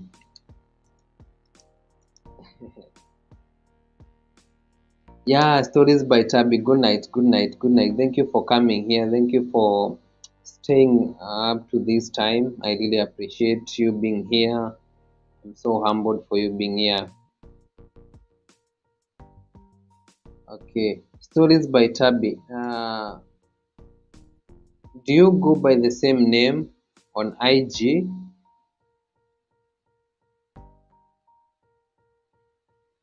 Because okay, I've given out my IG. So if you wanna reach out to me, you can reach out to me because I've already given out my IG.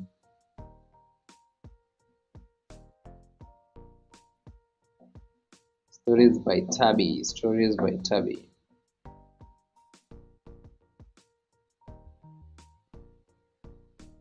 Okay, I think Stabby is talking to Sue. 5 minutes to go. 5 minutes to go. I see 3 million people in the house. That is Stories by Tabby Itsu and Clint from Guyana. I would love to hear what were the experiences of Clint when he was growing up in Guyana. Okay, I know Guyana has he has roots to Africa because of the slave trade that was happening, but maybe he might have had different experiences that I've had living in Africa and growing up in an African household. I would have loved to hear some of the things that he experienced when he was growing up.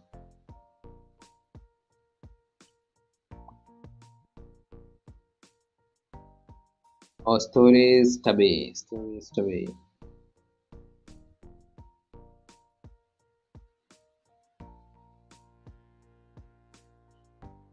Okay. Stories by Tabi.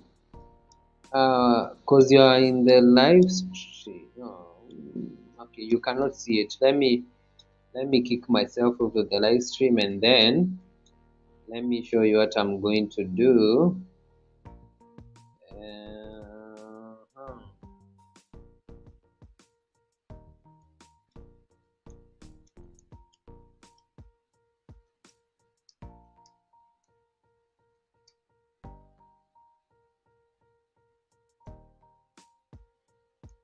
Stories by Tabi.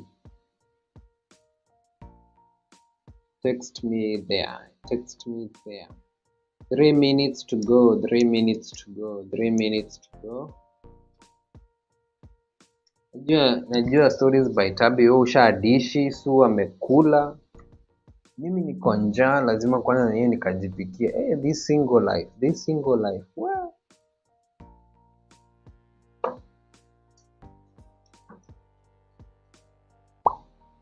I've not seen Langat today. I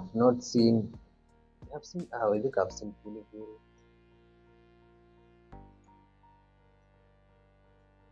I've not seen BM Africa today. I've not seen so many people. Goga alijificha kwa bush. EK ikajificha kwa bush.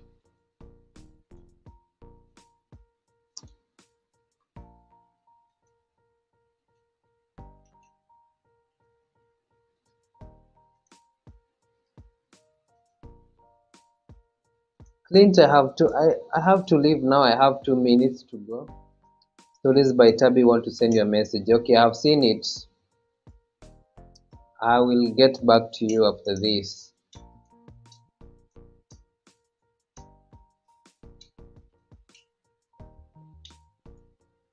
How many thumbs up? Have I hit 25 thumbs up?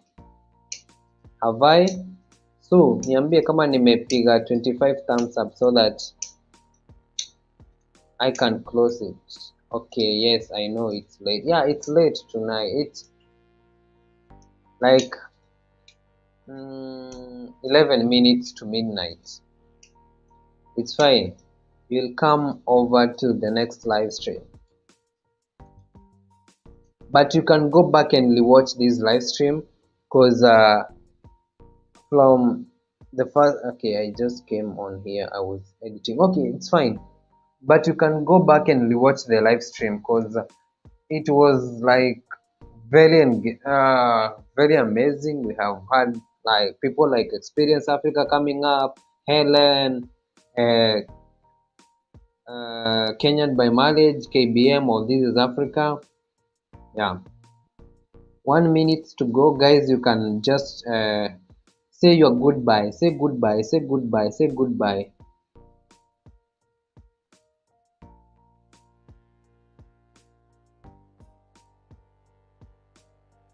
So ningekuwa Nairobi alafu nijue mahali unaishi kama Masai, na ndio na mtu anapitianga kwako, unasema umekuja kusalimia, kumbe umekuja kukula. You know those vibes.